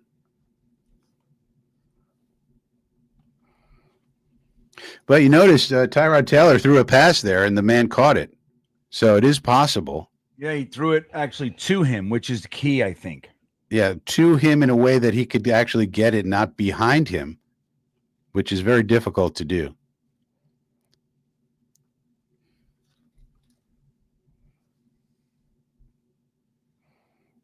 Yeah, this isn't great. What happens here? All right, 4 yards.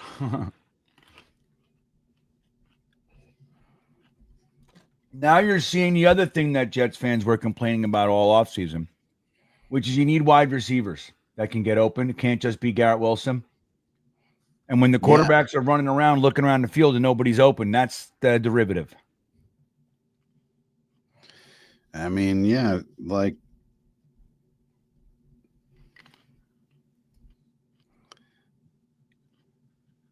I don't know why they didn't address it. There were so many people available. Yeah, tons. And look, we threw it on third down, threw it short of the sticks, which is a very Jets trait. Oh yeah. Going back to fucking Joe Walton, man, we've been complaining about that shit. Bruce Koslip, Brian Schottenheimer, you name it. They all love to have those routes just shy of the sticks. Like it's 7 yards, dude. Just get them to the sticks. All right, big fourth down play. Gets it to who's that? Is that Aaron Smith? There he is. Now we're just watching kids. All right. First down, Frankie. Hey, we're moving the ball, baby. Oh, they're blitzing us. Look at this. They're sending the house. And Tyrod can't just find the guy.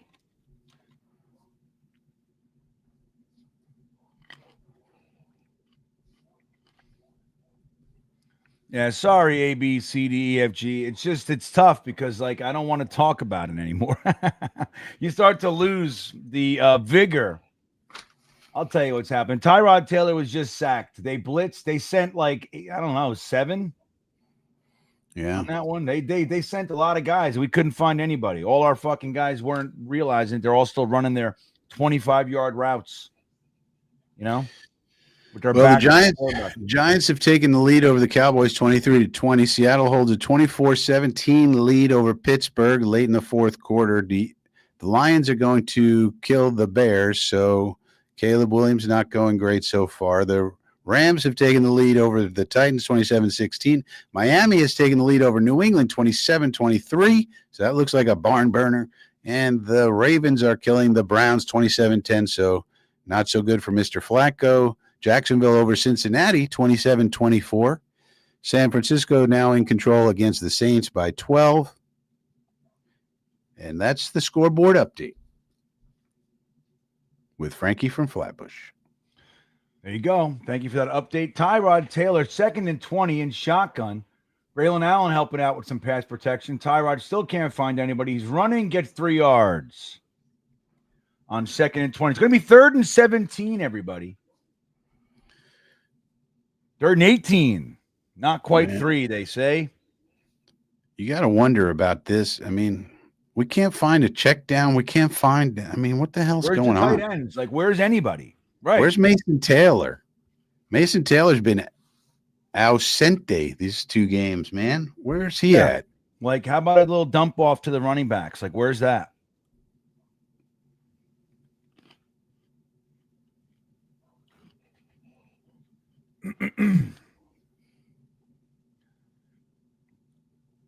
Yeah, the Fields pretend concussion. I'm with you there, Sean. That's my thoughts exactly. And we didn't get a penalty on the likely play that had happened. Well, no, I guess that was a little earlier. But he slides, gets hit, and doesn't get a penalty.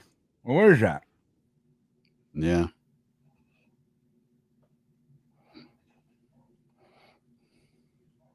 Get off the field, loser. All right, 3rd and 18. This is a big one. If we're going to stay in this game, everybody, this is a big play. Jets have had the ball for 18 minutes today. Not good. Tyrod Taylor back to pass. Immediate pressure. Throws it into the head of the fucking defensive end. Rousseau.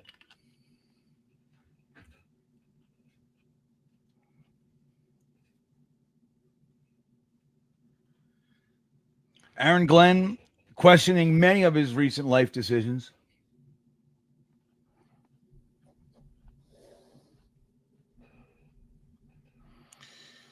Like, wait a minute. These are really the only quarterbacks I have?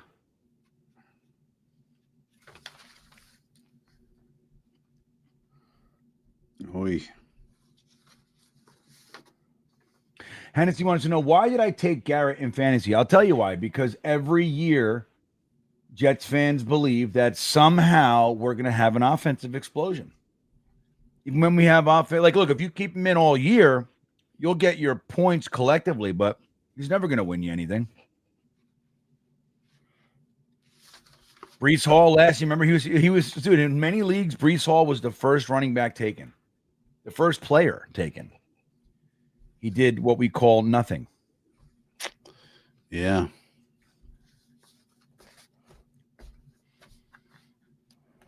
Everybody, boo! Put in. Let's see what emoji's good for Hennessy here. Put in like a let's see. Put in a game over emoji for Hennessy. Show him that. Don't fucking do that again. Why are you starting Jets players on your fantasy team? Make fun of Hennessy, everybody. But also, the other thing to keep in mind too is that this was the handpicked quarterback of Aaron Glenn. The handpicked what? The handpicked quarterback. We picked Justin. We had to have him. This guy, he's going to do it. So I don't know. The roster construction. I think the roster construction is what concerns me the most. For example, like if we were just going to really rebuild, we shouldn't be trading up for Tyler Barron and things like that. We should have been picking more guys in the draft, so you could see if you get lucky. You don't move up and get a nobody. So I just think this roster construction was all wrong from the beginning. Yeah, and that's concerning. That's concerning for the future. Now, maybe once Muji has his whole staff in there, it'll be better next year, but who knows? They had to have him. Had to have Justin Fields. Well, and we know that too. It's like whatever organization we get, they have to have certain guys. The Malachi Corley's the one that comes to mind. No matter what. Had to have him. No matter what, everybody. No matter what. They were so proud of it that they allowed the Jets social media team to repost private tweets from the coach to the GM. Yeah.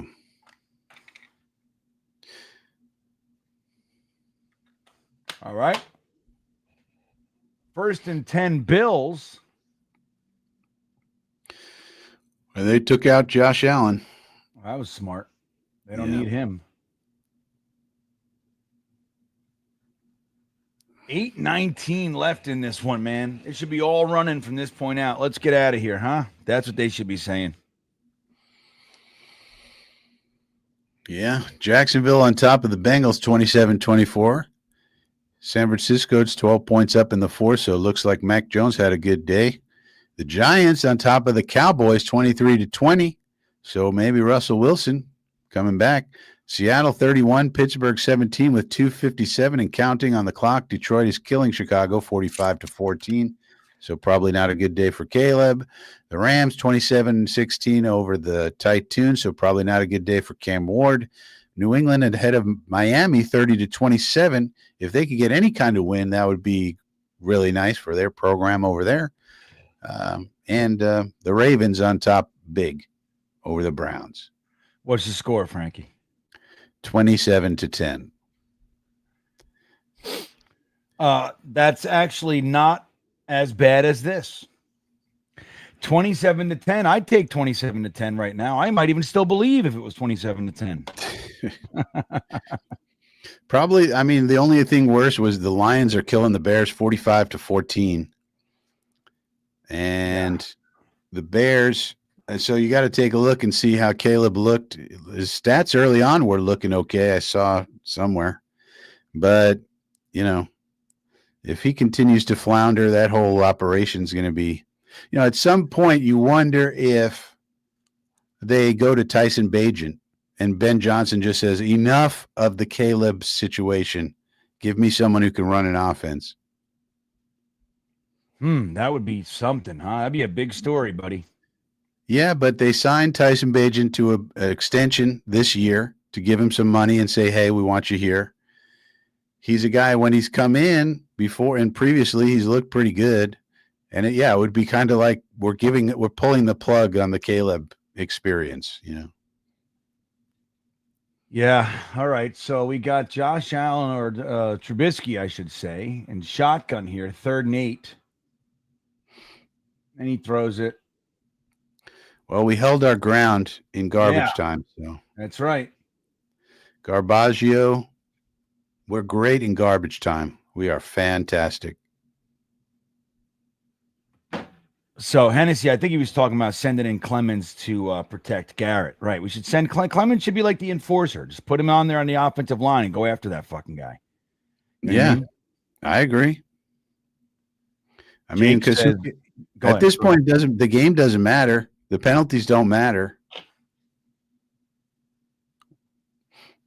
We're going to lose this one regardless. So, running into the kicker, you think? What do you think that happened there? Probably. Look at this guy. All right. Oh, there you go. Run into your own guy. There you go. But you notice all these dudes are slipping and tripping. Uh-huh. We got the worst turf in the NFL. Jake says, great quarterback class. Going to be watching college Saturday. Yeah. Have you been watching the quarterback class? Have you been watching Arch Manning and some of these other DJ Lagway? Oh, my goodness. Did you see DJ Lagway last night? No, I didn't watch anything. 5. I watched Happy Gilmore 2 with my daughter and wife last night. 5 interceptions and 2 more balls that should have been intercepted. Could have had 7 interceptions. Never seen anything like it. So this is the Jets' 1,002nd game, they said, as a franchise. Look, Brees is still in there. Look at him. Get him some yards. Get Brees some yards. All right, here we go, guys. 30-3, 6:21 left in the game. And Tyrod Taylor's back to pass, throwing it deep to a guy who just can't catch, and Tyler Johnson. Just can't do it, Frankie. I mean, we do have a guy on the practice squad who all he does is get open and catch passes. So I don't know why you would use him, but it seems like maybe a guy who's a wide receiver, the job is to get open and catch passes, and that's what he does. And that's all he knows how to do. Yeah. We might want to try that guy. Arithmetic, he can't do it. Catch. Yeah, that was great. Tyler Johnson. That was a look at Tyrod. He's lost in the sauce. Instead, we're going to throw a sideline ball to the running back. That's what we're going to do. Uh-huh. Who's already out of bounds, by the way. He was already out of bounds and would have taken a circus catch to make it happen. And Tyrod's getting killed physically also. Good idea. Good idea. This is the good stuff. This is yeah. Look at that kid. Sorry, buddy. Your dad's mean. All right, 106 total yards of offense today for the Jets.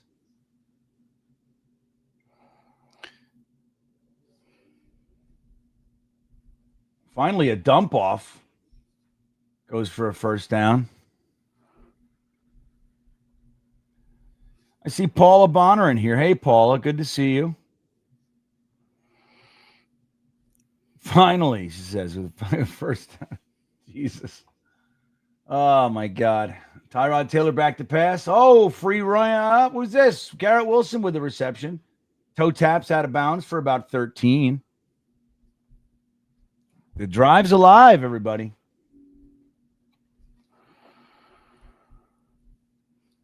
Just keep throwing it to Garrett. Just pump up Garrett's stats. We need garbage time statistics. That's what we need. Yeah, I know. It's like this sort of stuff. Tyrod's going to run. Sees lots of green pastures. He's running. Gets 13 more. Gets out of bounds, stops the clock. No, it doesn't. Not in that period of time yet. It has a feel of a 2-minute drill to me.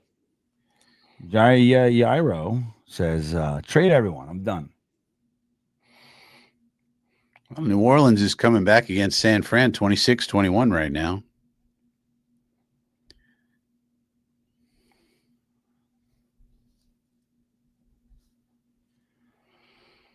KC has 3 wide receivers out. You better watch Brandon Smith, man. They're going to take him. They did it with Jason Brownlee. I mean, they're getting their guys back though. One of them's a suspension, and plus they could always trade for Tyreek Hill if Miami falls off. They're one of the teams that could do it. See about this Miami game.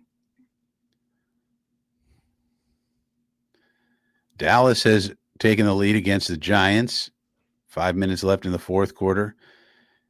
Looks like Pittsburgh's going to go down against the Seahawks. 141 left. 31-17 is the score. Yeah. Look at Sauce. All those holds. All right, Mason Taylor in motion. Tyrod is in shotgun here. Braylon Allen in the backfield. Ooh, little connection there to Mason Taylor. What'd you call that, Frankie? 5 yards, I guess? Yeah. That'd be 5 yards. I think that was his first catch of the game. All right. We're in the gold zone. Braylon Allen's got the ball. Fooled the cameraman. Got 4 more. Maybe call it 5. 3rd and 2. Can we get Garrett a touchdown catch? Can we just get our main guy some stats? Yeah, right. Please. God's sakes.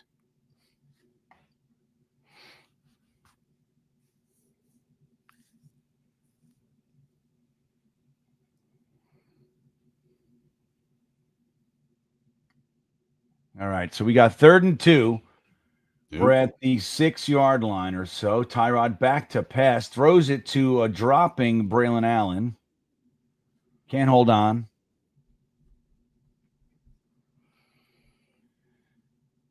Hennessy says, we might not win till the Carolina game. I know, man. Let's see here. Hennessy says, I thought we was over streams like this. I don't know why you thought that. Maybe last week gave us a little hope. I mean, I don't know, man. It would be real nice to not have to deal with this shit.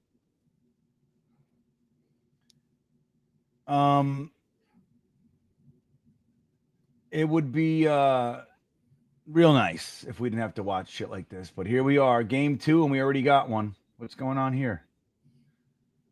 Looks like they called a timeout. Is that what they're saying?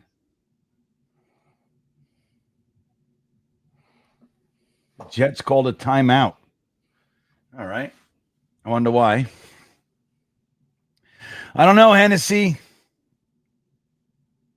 I don't know, buddy. Jason Edwards checking in says, why did I choose the Jets in 1986? Why, Lord, why? I know, dude. I'm telling you, here we are. I tell you all the time. A 10-year-old kid made a decision one day. A 10-year-old. And I'm 52, and I'm still adhering to the decision he made. That's so sad, isn't it? It's the weirdest thing. All right, here we go. 4th and 2. The game's on the line here, guys. This is everything. You wanted excitement? This is it. Tyrod back to pass. Throws a dart to Jeremy Ruckert. All right. Woo! Woot, woot, woot. That's what they say, the kids, Frankie. They say woot, woot. Well, Woot, woot, indeed. At least I think that's his first touchdown catch as a Jet, maybe. Yeah, it's got to be. I don't recall another. I'd do a Jets chant, but here's the thing: I don't want to. First career reception. Yep, touchdown. Nice. Well, good for you, Jeremy. That's 2 weeks in a row you've positively impacted the game. And we got up to double digits in points. Woo! That's right. We're not out of this. We're only 20 points back. So if we did we got to announce our onside kick and we somehow still get it, even though we announced it. That's just the dumbest thing in the game of football. We are about to onside kick this. So the fighting Joe Flaccos are going down in Baltimore town. The Ravens are just too strong for them. You can't expect the Browns to beat the Ravens at this point. Why? They have 5 quarterbacks. Yeah, but that, quantity of quarterback is not really it doesn't correlate to success. Oh, and somebody should have told them. Yeah. Dante. Yeah, look at this. They'll probably take another one. What if the Browns have a top 5 pick? Do they take a quarterback? They might. They only used two draft picks last year on one. So, hey, Frankie, Dante's saying, I'm unfamiliar with the man in the jersey. His voice is immaculate. Who is this man? Well, thank you, Dante. I am an audiobook narrator on the side. Though I moved my studio from in here to in the closet. It sounds even better. I now have a in-closet studio. That's right. Where everybody aims to finally get to in their careers. Looks like we're announcing the onside kick. This is the first one in the NFL, I think. Didn't work. Just like most of the things we tried today, that didn't work. Well, we got an injured quarterback who performed very poorly. We got a defense that, good golly molly. I mean, we got to play the Dolphins and the Buccaneers next. Those teams have good offenses, but I'm curious to see how this defense is going to hold up because they don't have a super, they don't have an alien like Josh Allen, obviously. So Seattle 31, Pittsburgh 17, 46 seconds left. So 17 points for Rodgers in that team, and they're going to lose to Seattle. So I think maybe all the joy in Pittsburgh is going to be for naught. New England put up 30 on Miami. Looks like, that's going to be a close game. They're only up by 3. Jacksonville up 27-24 on Cincinnati. The big story there is Joe Burrow okay? Then you got New Orleans trying to come back. The Giants are holding on against the Cowboys, 30-27. That's interesting. Pittsburgh has the ball back, 46 seconds remaining.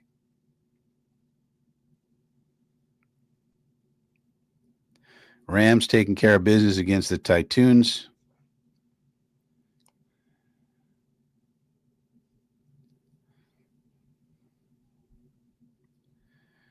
Baltimore 41-10. So we didn't lose the worst. Well, this game's not over yet, but somebody lost by 31 points. We lost by 20. So that's right. So we're not the worst. Although they just showed a graphic from 2018 to today, the Jets have the worst record in the NFL. So that's what we've endured. So again, when anybody wants to go, yeah, but we suck too. Say, no. We are the worst. You don't understand. We are the worst. Yeah. I mean, we probably have the worst, trailer park in the ghetto. We got the worst one. We don't even have a double wide. We can't even have a double wide. No, it's a single wide, and the walls are rotted out. Yeah. Yeah. I know that house. I've been there. We got a dog on a chain yapping at everybody. That's right. And we don't care. We don't feed him. We just leave him out there. Somehow he stays alive. I don't know why. It's no water, no food. He survives on rainwater and bugs. That's right. Rainwater and bugs. Somehow he's fucking muscular and pissed. Ronnie Terzuzzi checking in, longtime sufferer, says 1971 here, waiting a lifetime. It is. That's a lifetime. Ronnie, this team, you've got it all backwards, Ronnie. The team is doing you a favor. We are here to get our pain tolerance increased. The pain of being a Jet fan is the point. That's the point. You get the pain. And then go ahead. In your life, you could go on and become more resilient to other things. That's right. As bad things happen to you in your life, you're like, I can withstand this. I'm a Jet fan. That's right. It's designed to catapult you into greatness and other things. Right. It's not about winning and losing. Yeah, that's low-hanging fruit. That's bullshit. Anybody could do that. Right. What kind of team exists where it improves your life so dramatically that you could withstand any hardship? Your business starts to go down and you have trouble paying your employees? No problem. You're a Jet fan. You know how it works. You have you lose somebody you love, loses their life. Well, this helps you deal with that. See, that's the way to look at it. This is all great. It's all great. That's right. We are the number one loser because we are the number one people that are supposed to be great. See, now, if you just take this and let it crush you, that's your own thing. But it's supposed to, like Frankie's talking about, is to make you more resilient, to succeed in all other endeavors. You could just laugh at life's pain. Life is hard. There's pain everywhere. But now you can just, when the pain comes, you can just laugh and say, I'm a Jet fan. This is nothing. Right. Are you trying to, get out of here. So we got 2 minutes left on this thing. The Bills are holding the ball. Let's see. There we go. Do a mercy killing here. Victory pose. Glenn should call a timeout. Elijah Moore doing backflips. Yeah. Look, man, we wish Elijah well. I don't. That's exactly why. Like zero class. Like, dude, we're talking. This is 4 years ago. The people aren't even here. Look, he wasn't for us. Goodbye. I wish him shit. I wish him pain. Frankie. See you later. I wish him the divisional championship, divisional round exit. That's what I wish him. Well, may get the wish. So San Francisco up by 5 against New Orleans with 2 minutes left. The Giants up by 3 against the Cowboys, 2 minutes left, but Dallas has the ball. Final 31-17. Seahawks beat the Steelers, so maybe Rodgers isn't so grand after all. Detroit 52, Chicago 21. Bad news for Caleb. The Rams are killing the Cam Wards, so that's no bueno for them. Ravens are going to kill the Browns. No bueno for them. Jacksonville on top of Cincinnati, but Cincinnati has the ball with 1:20 remaining. So that's where we are on the scoreboard. All right. Wow. I just turned on YouTube. There's like fucking 5 other Jet streams. Crazy, dude. Everybody's got their Jet stream now. Don't you know? This is the one. This is the original one. Been here forever, since we were on Jet Nation. This is the one. Well, yes, we're gonna be hanging out. Frank, you want to hang out for the Aaron Glenn presser? Yeah, let's see what Glenn has to say. I mean, this is this is embarrassing. So see what Glenn has to say about it. Maybe we could, trade. Maybe we could trade Alan Lazard. Maybe we could trade. Well, anyway, now they switched over to the Miami game. Miami's down 6 points with 1:09 to go. 1st and 15. Not sure what's happening here. But the Mike Vrabel defense has given up 27 points. They're showing a replay now. Devin Achane. Did he step out of bounds? Yes. No, didn't he? He didn't dare. He did there. Yep. Yeah, okay. So yeah, we'll watch a little bit of Miami. We're gonna hang out for the Jets head coach press conference here. I'll play it here live. Oh, it's happening. Is this it now? Jeez. What the hell is this? These are past press conferences. Let me see.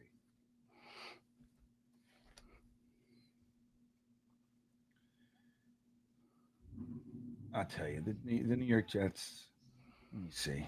I got to find it, Frankie. So look at this. So now they're showing, what are we watching? Red Zone here? No. So 33-27 Patriots versus the Dolphins here. They're saying Drake May, 3 total touchdowns. Tagovailoa, 2 touchdowns, interception. Tyreek, 6 catches, 109 yards. Punt and kick return TD within 12 seconds. So looks like May had a decent game, at least. They had a kick return touchdown. Washington. Malik Washington. There he is. That's the guy, remember, that I wanted? That was my guy.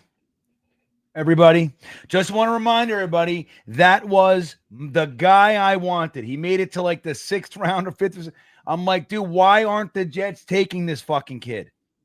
We took Malachi Corley. Oh, no, that was the year after. Maybe I don't remember. But I wanted him so bad. And look at him. He's running returns back. You know, why do we need that? We got Gibson. We got Xavier Gibson, everybody. Why do we need that shit? It really is, you know, it's like the most frustrating thing about this is that we know. We know already. We know beforehand. Yeah. And we still choose to strap on our stupid green shit and put on chains and fucking eat Doritos, whatever we do. Well, we're the diehards. And we believe. We're the diehards. I mean, we looked at the roster. Why did they call it timeout? So basically, Miami's in desperation mode. It's 3rd and 12, 58 seconds remaining, 6 points down. So obviously they need a touchdown. They are driving. But New England called a timeout. That was weird. I think that's what happened. Miami has no timeouts. They caught the ball inbounds, and then New England called a timeout. I don't know. Without the sound on, I don't know what's happening, but it seems like that was a mistake. Why would you call timeout there? Unless he's playing Vrabel, man. He's playing mind games. You know how it is. Well, unless maybe he had an injury or something. Yeah. But anyway, stuff. Yeah. It says, how did the Jets follow last week's game with this? I mean, I don't. It's like it's the tale of two teams. Well, the Bills or like Frankie, I think it really is this, guys. The Bills are that much better than us, and the Steelers are not. It's just that right. simple. That's what it is.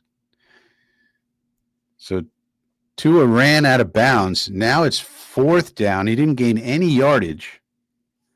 Yeah, the Bills, for people in the chat, the Bills are Super Bowl contenders. The Steelers are in the middle class, and we're in the ghetto. Yeah. That's what it is. We just played a way superior opponent today. And Fields played like garbage. I mean, probably because he gets nervous in those games. He was clearly off. You know what I mean? From the first pass, he was off. He never settled down. He looked jumpy in the pocket. Again, there was pocket around. He was jumpy 2 seconds before he had to be, you know? And here's a sack. So New England's going to win this ball game unless there's any kind of penalty. So, no, that's a sack. So now the Dolphins are clearly going to go to 0-2. Interesting. They're the team probably with the most tradable stuff. So this is a big win for the Patriots. Obviously, the first win of the year for Mike Vrabel as a Patriot head coach, that is. And so, you know, plus for that, plus for Drake May, minus for Tua, and a minus for McDaniels. We'll got to see what happens. So, I mean, by the time we go to Miami, they could be a totally different team. You mean player-wise? Yeah, I mean, they could be trading Tyreek. They could be trading Chubb. They could be trading, you know, they might be reloading. Dallas has gone ahead of the Giants. Last second, looks like 34-30. Oh, that's fun. That makes me laugh a little bit. So Brian Daboll looks like he's going to get off to an 0-2 start. Look at McDaniel. He doesn't look happy. McDaniels looks like he's going back to rehab, to be honest with you. He doesn't look good, man. He does not look good, everybody. I want you to know that I feel the same way. He looks like he just might be partaking. Yeah. Because if you remember, when he first got down there the first year, it was always a fresh haircut, and he was looking bright-eyed and bushy-tailed. Everything was great. Then over the years, I think he's gotten worn down, man. It's not easy. It's not easy being ahead. I mean, he probably should be an offensive coordinator. Yeah. He skipped over that part. You know what I mean? He went from rushing game coordinator to head coach. It's probably too much. Didn't they make him the OC that last year? I don't think so. Did. I think he did. Maybe he did. Maybe he has 1 year, but still 1 year experience as OC. Now you're going to be a head coach. That's not enough experience, in my opinion. Well, that's so what the they Bengals. A lot of these guys, like the guy from the Bucks who's coaching the Jags. What's his name again? Liam Cohen. Oh yeah, Liam Cohen, and it looks like the Bucks are going to lose, and to the Bengals, but Joe Burrow's not playing. So that's the Jaguars, though, playing the Bengals, not the Bucks. So that's the Jaguar, right? So the Liam Cohens, right? The fighting Liam Cohens, yeah, right.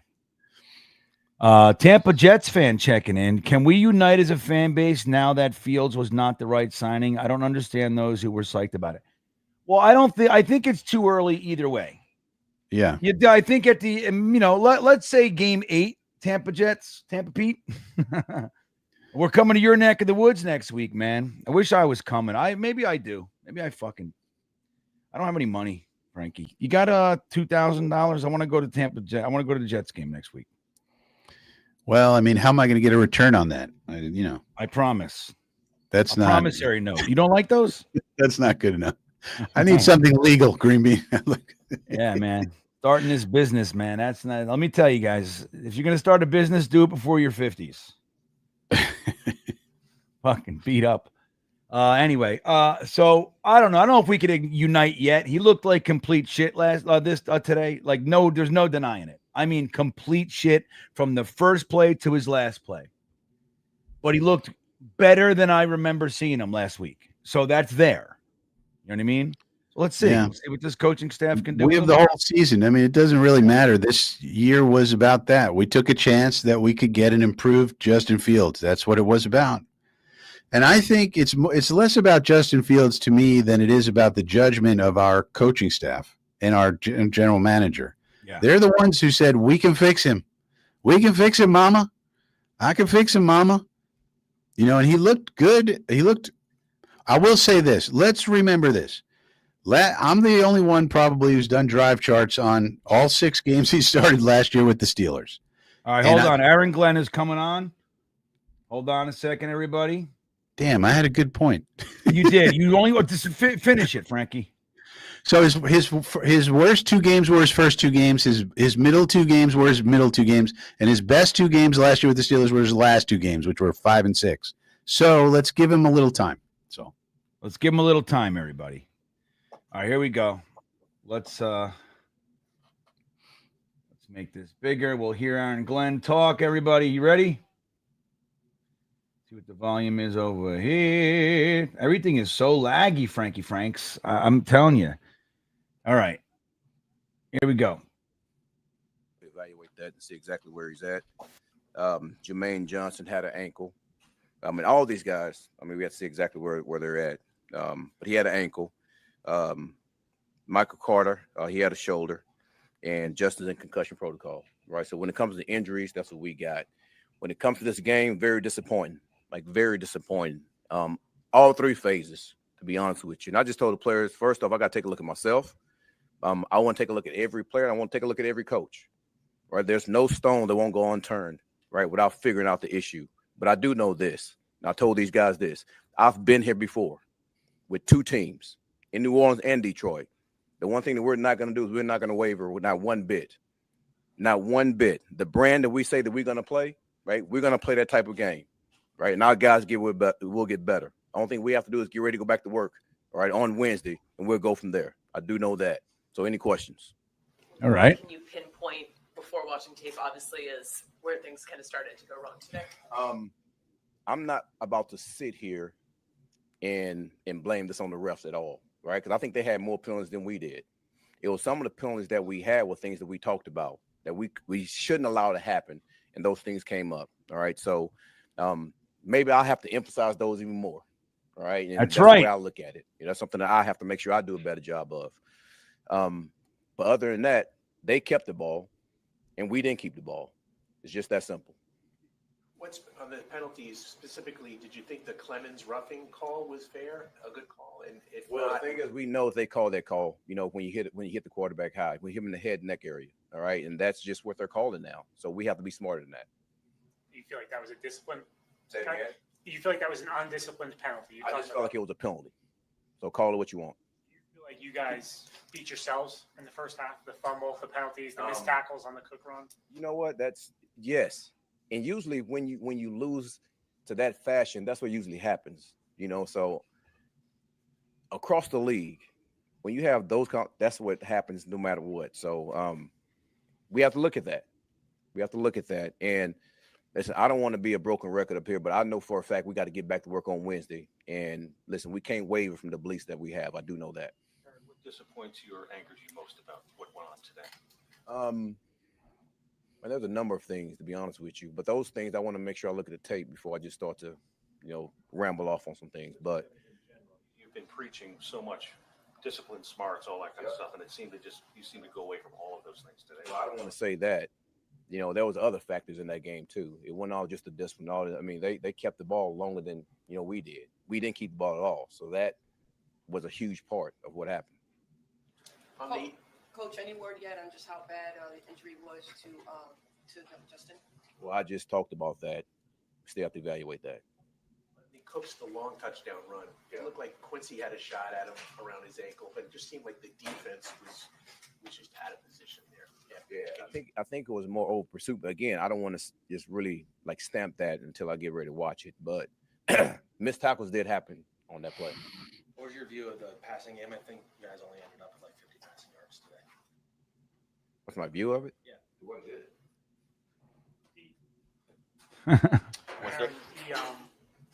First series in the third quarter.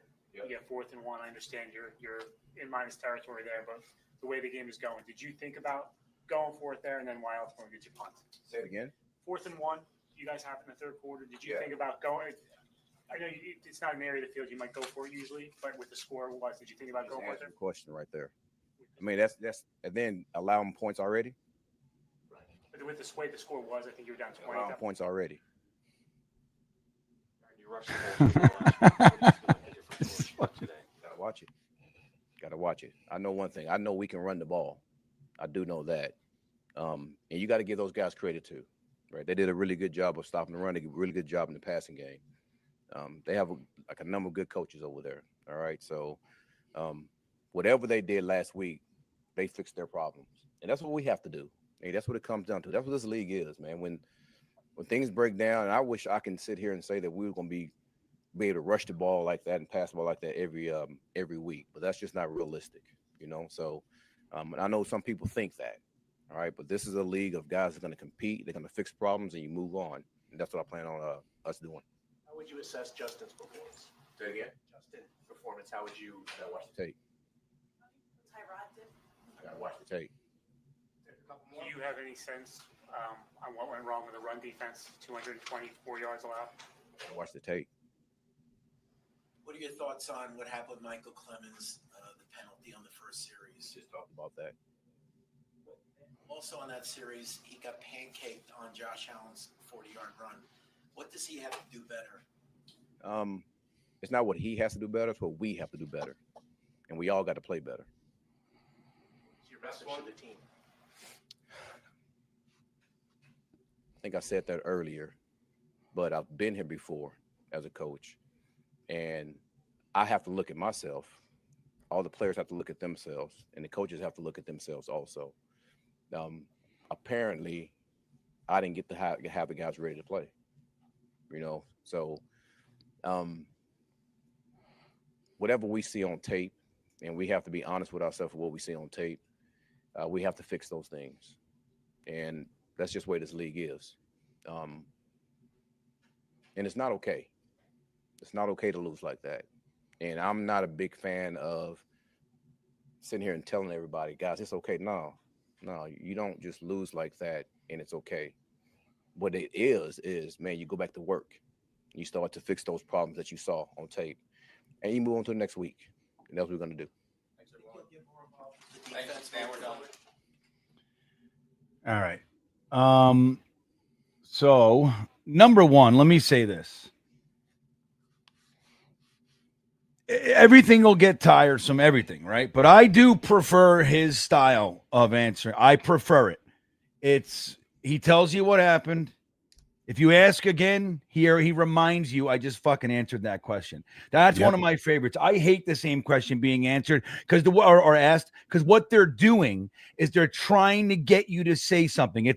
There's a reason that they're asking about that play over and over. Like that's what they did to Zach Wilson. They do it to these guys.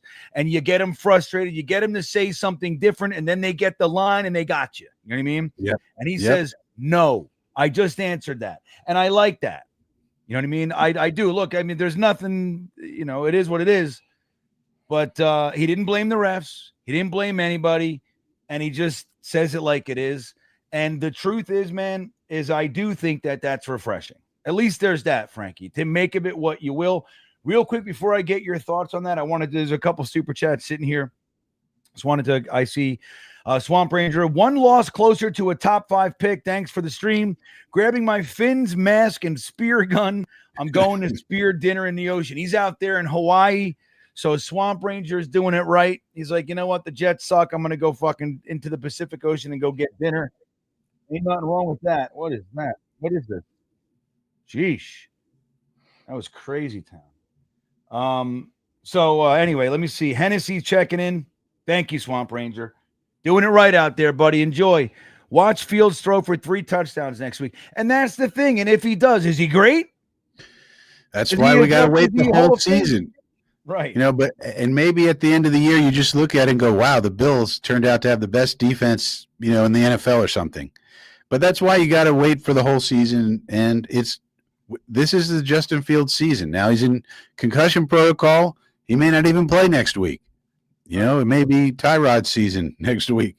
But that's why, that's why you wait for the whole season. It's Justin Fields the whole season, and we see what we got. If it's a no, then we're picking one of those guys. Probably, if I had to guess right now, probably Drew Aller. Now, why are you guessing that?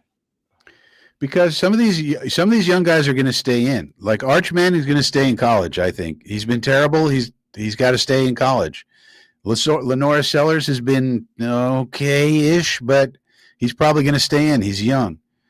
And then out of the remaining guys, some of the guys are playing terrible.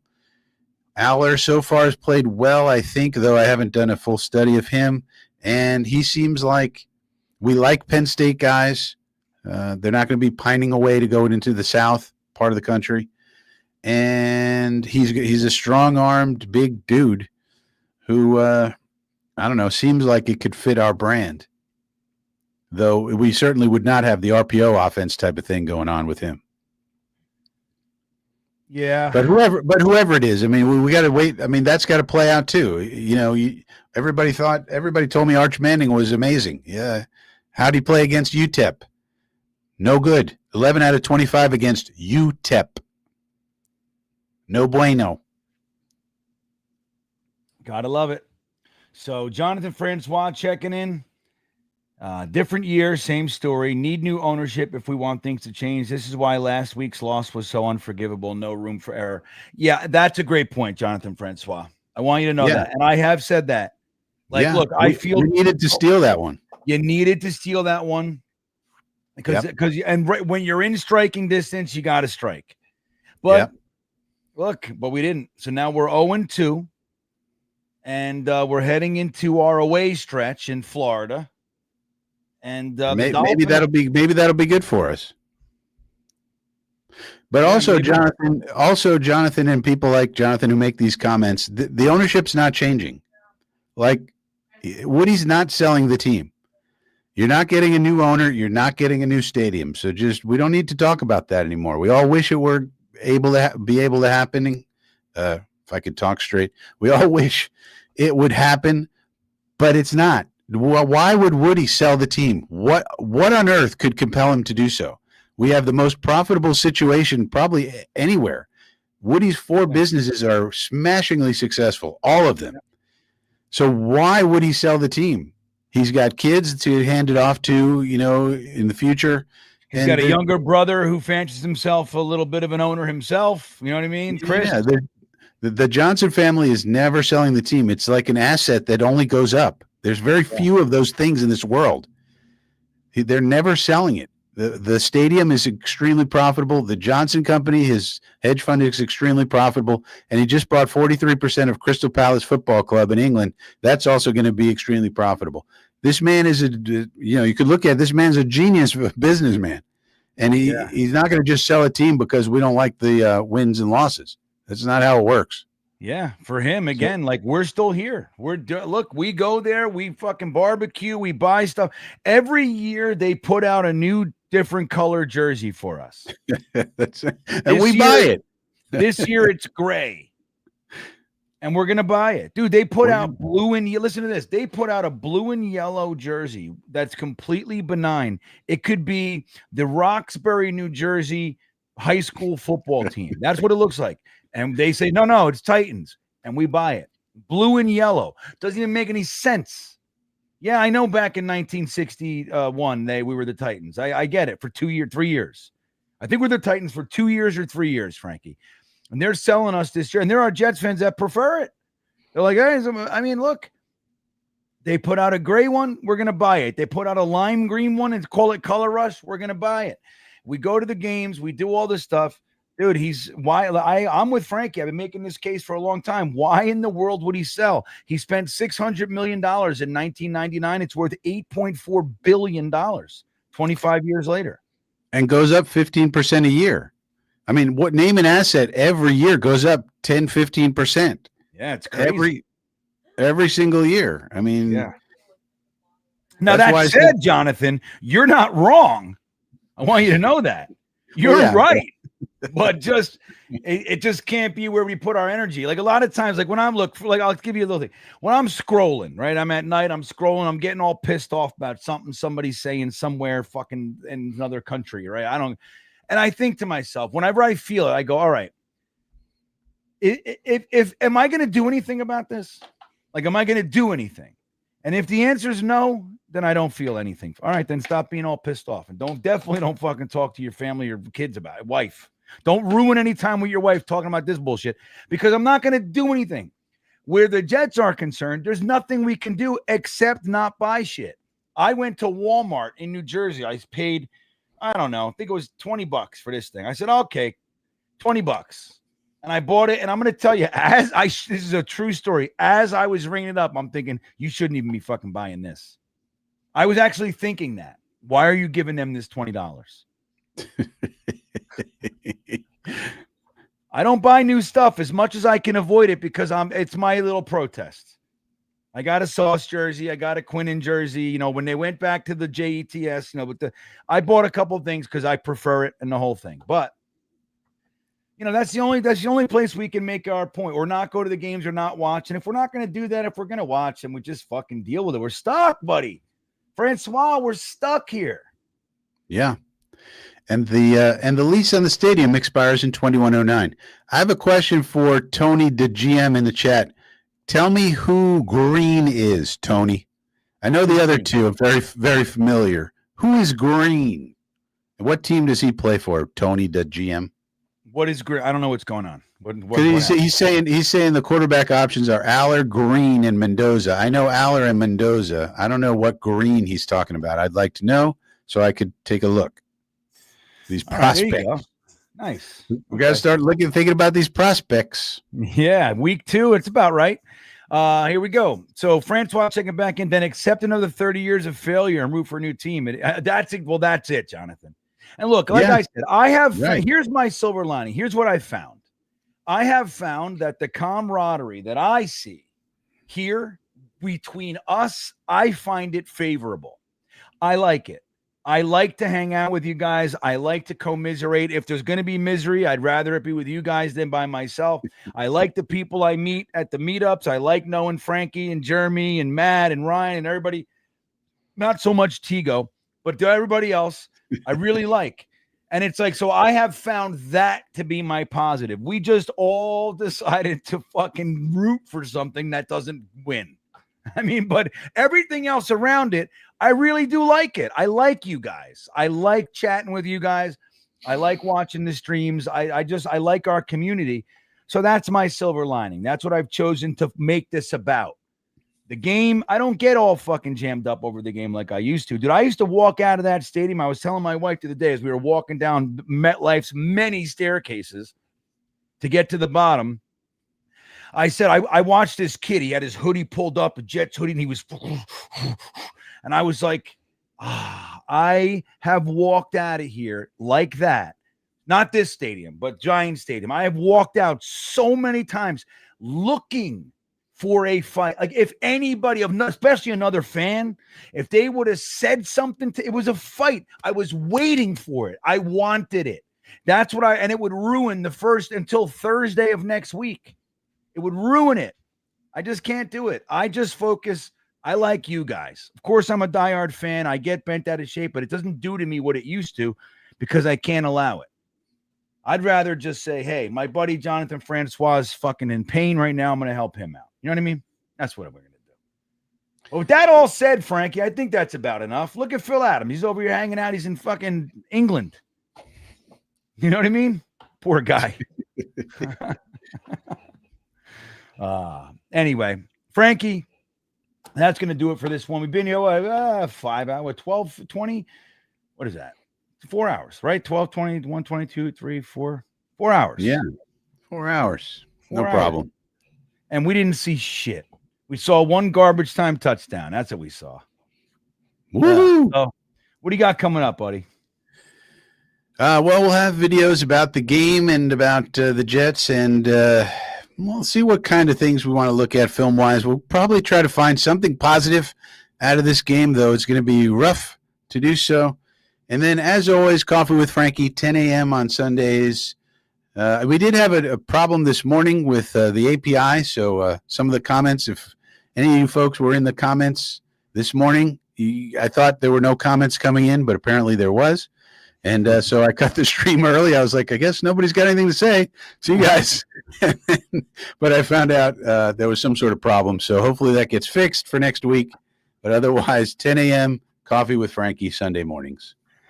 There you go. All right, man. And listen, don't forget to support Frankie's channel. Link is in the description. Frankie from Flatbush on YouTube. And don't forget, even though he wasn't with us today, he was with us in spirit, I'm sure. Jets Chaos and the Brooklyn Brothers food review is kind of where he's hanging out these days, eating hot dogs in North Carolina, stuff like that. You can follow that. Links in the description. But don't forget to subscribe right here to this channel. If you haven't hit those damn milk thumbs already, the like button, go ahead and please do. It helps the algorithm, and it helps us out over here. Guys, thank you for all of your amazing support. It's about us, man. At the end of the day, it's about the hang, like Phil Adams said. It's about the hang, man. And one of these days, maybe we'll watch some winning football. But with that all said, have a great week, and we will see you. Where's my thing? Next time. No, he fakes it. He's setting him up. Throws it to fucking Conklin or Rucker.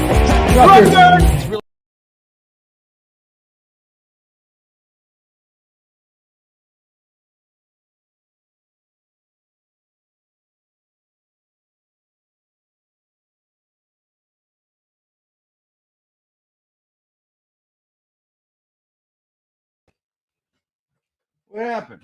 Now it went off? All right. Well, I don't know what's going on with this computer today. Everything's laggy. So I'm just going to leave. I was in the middle of the outro, but guys, see you later. Have a great week. I'll talk to you tomorrow. See you. Have a good rest of your Sunday.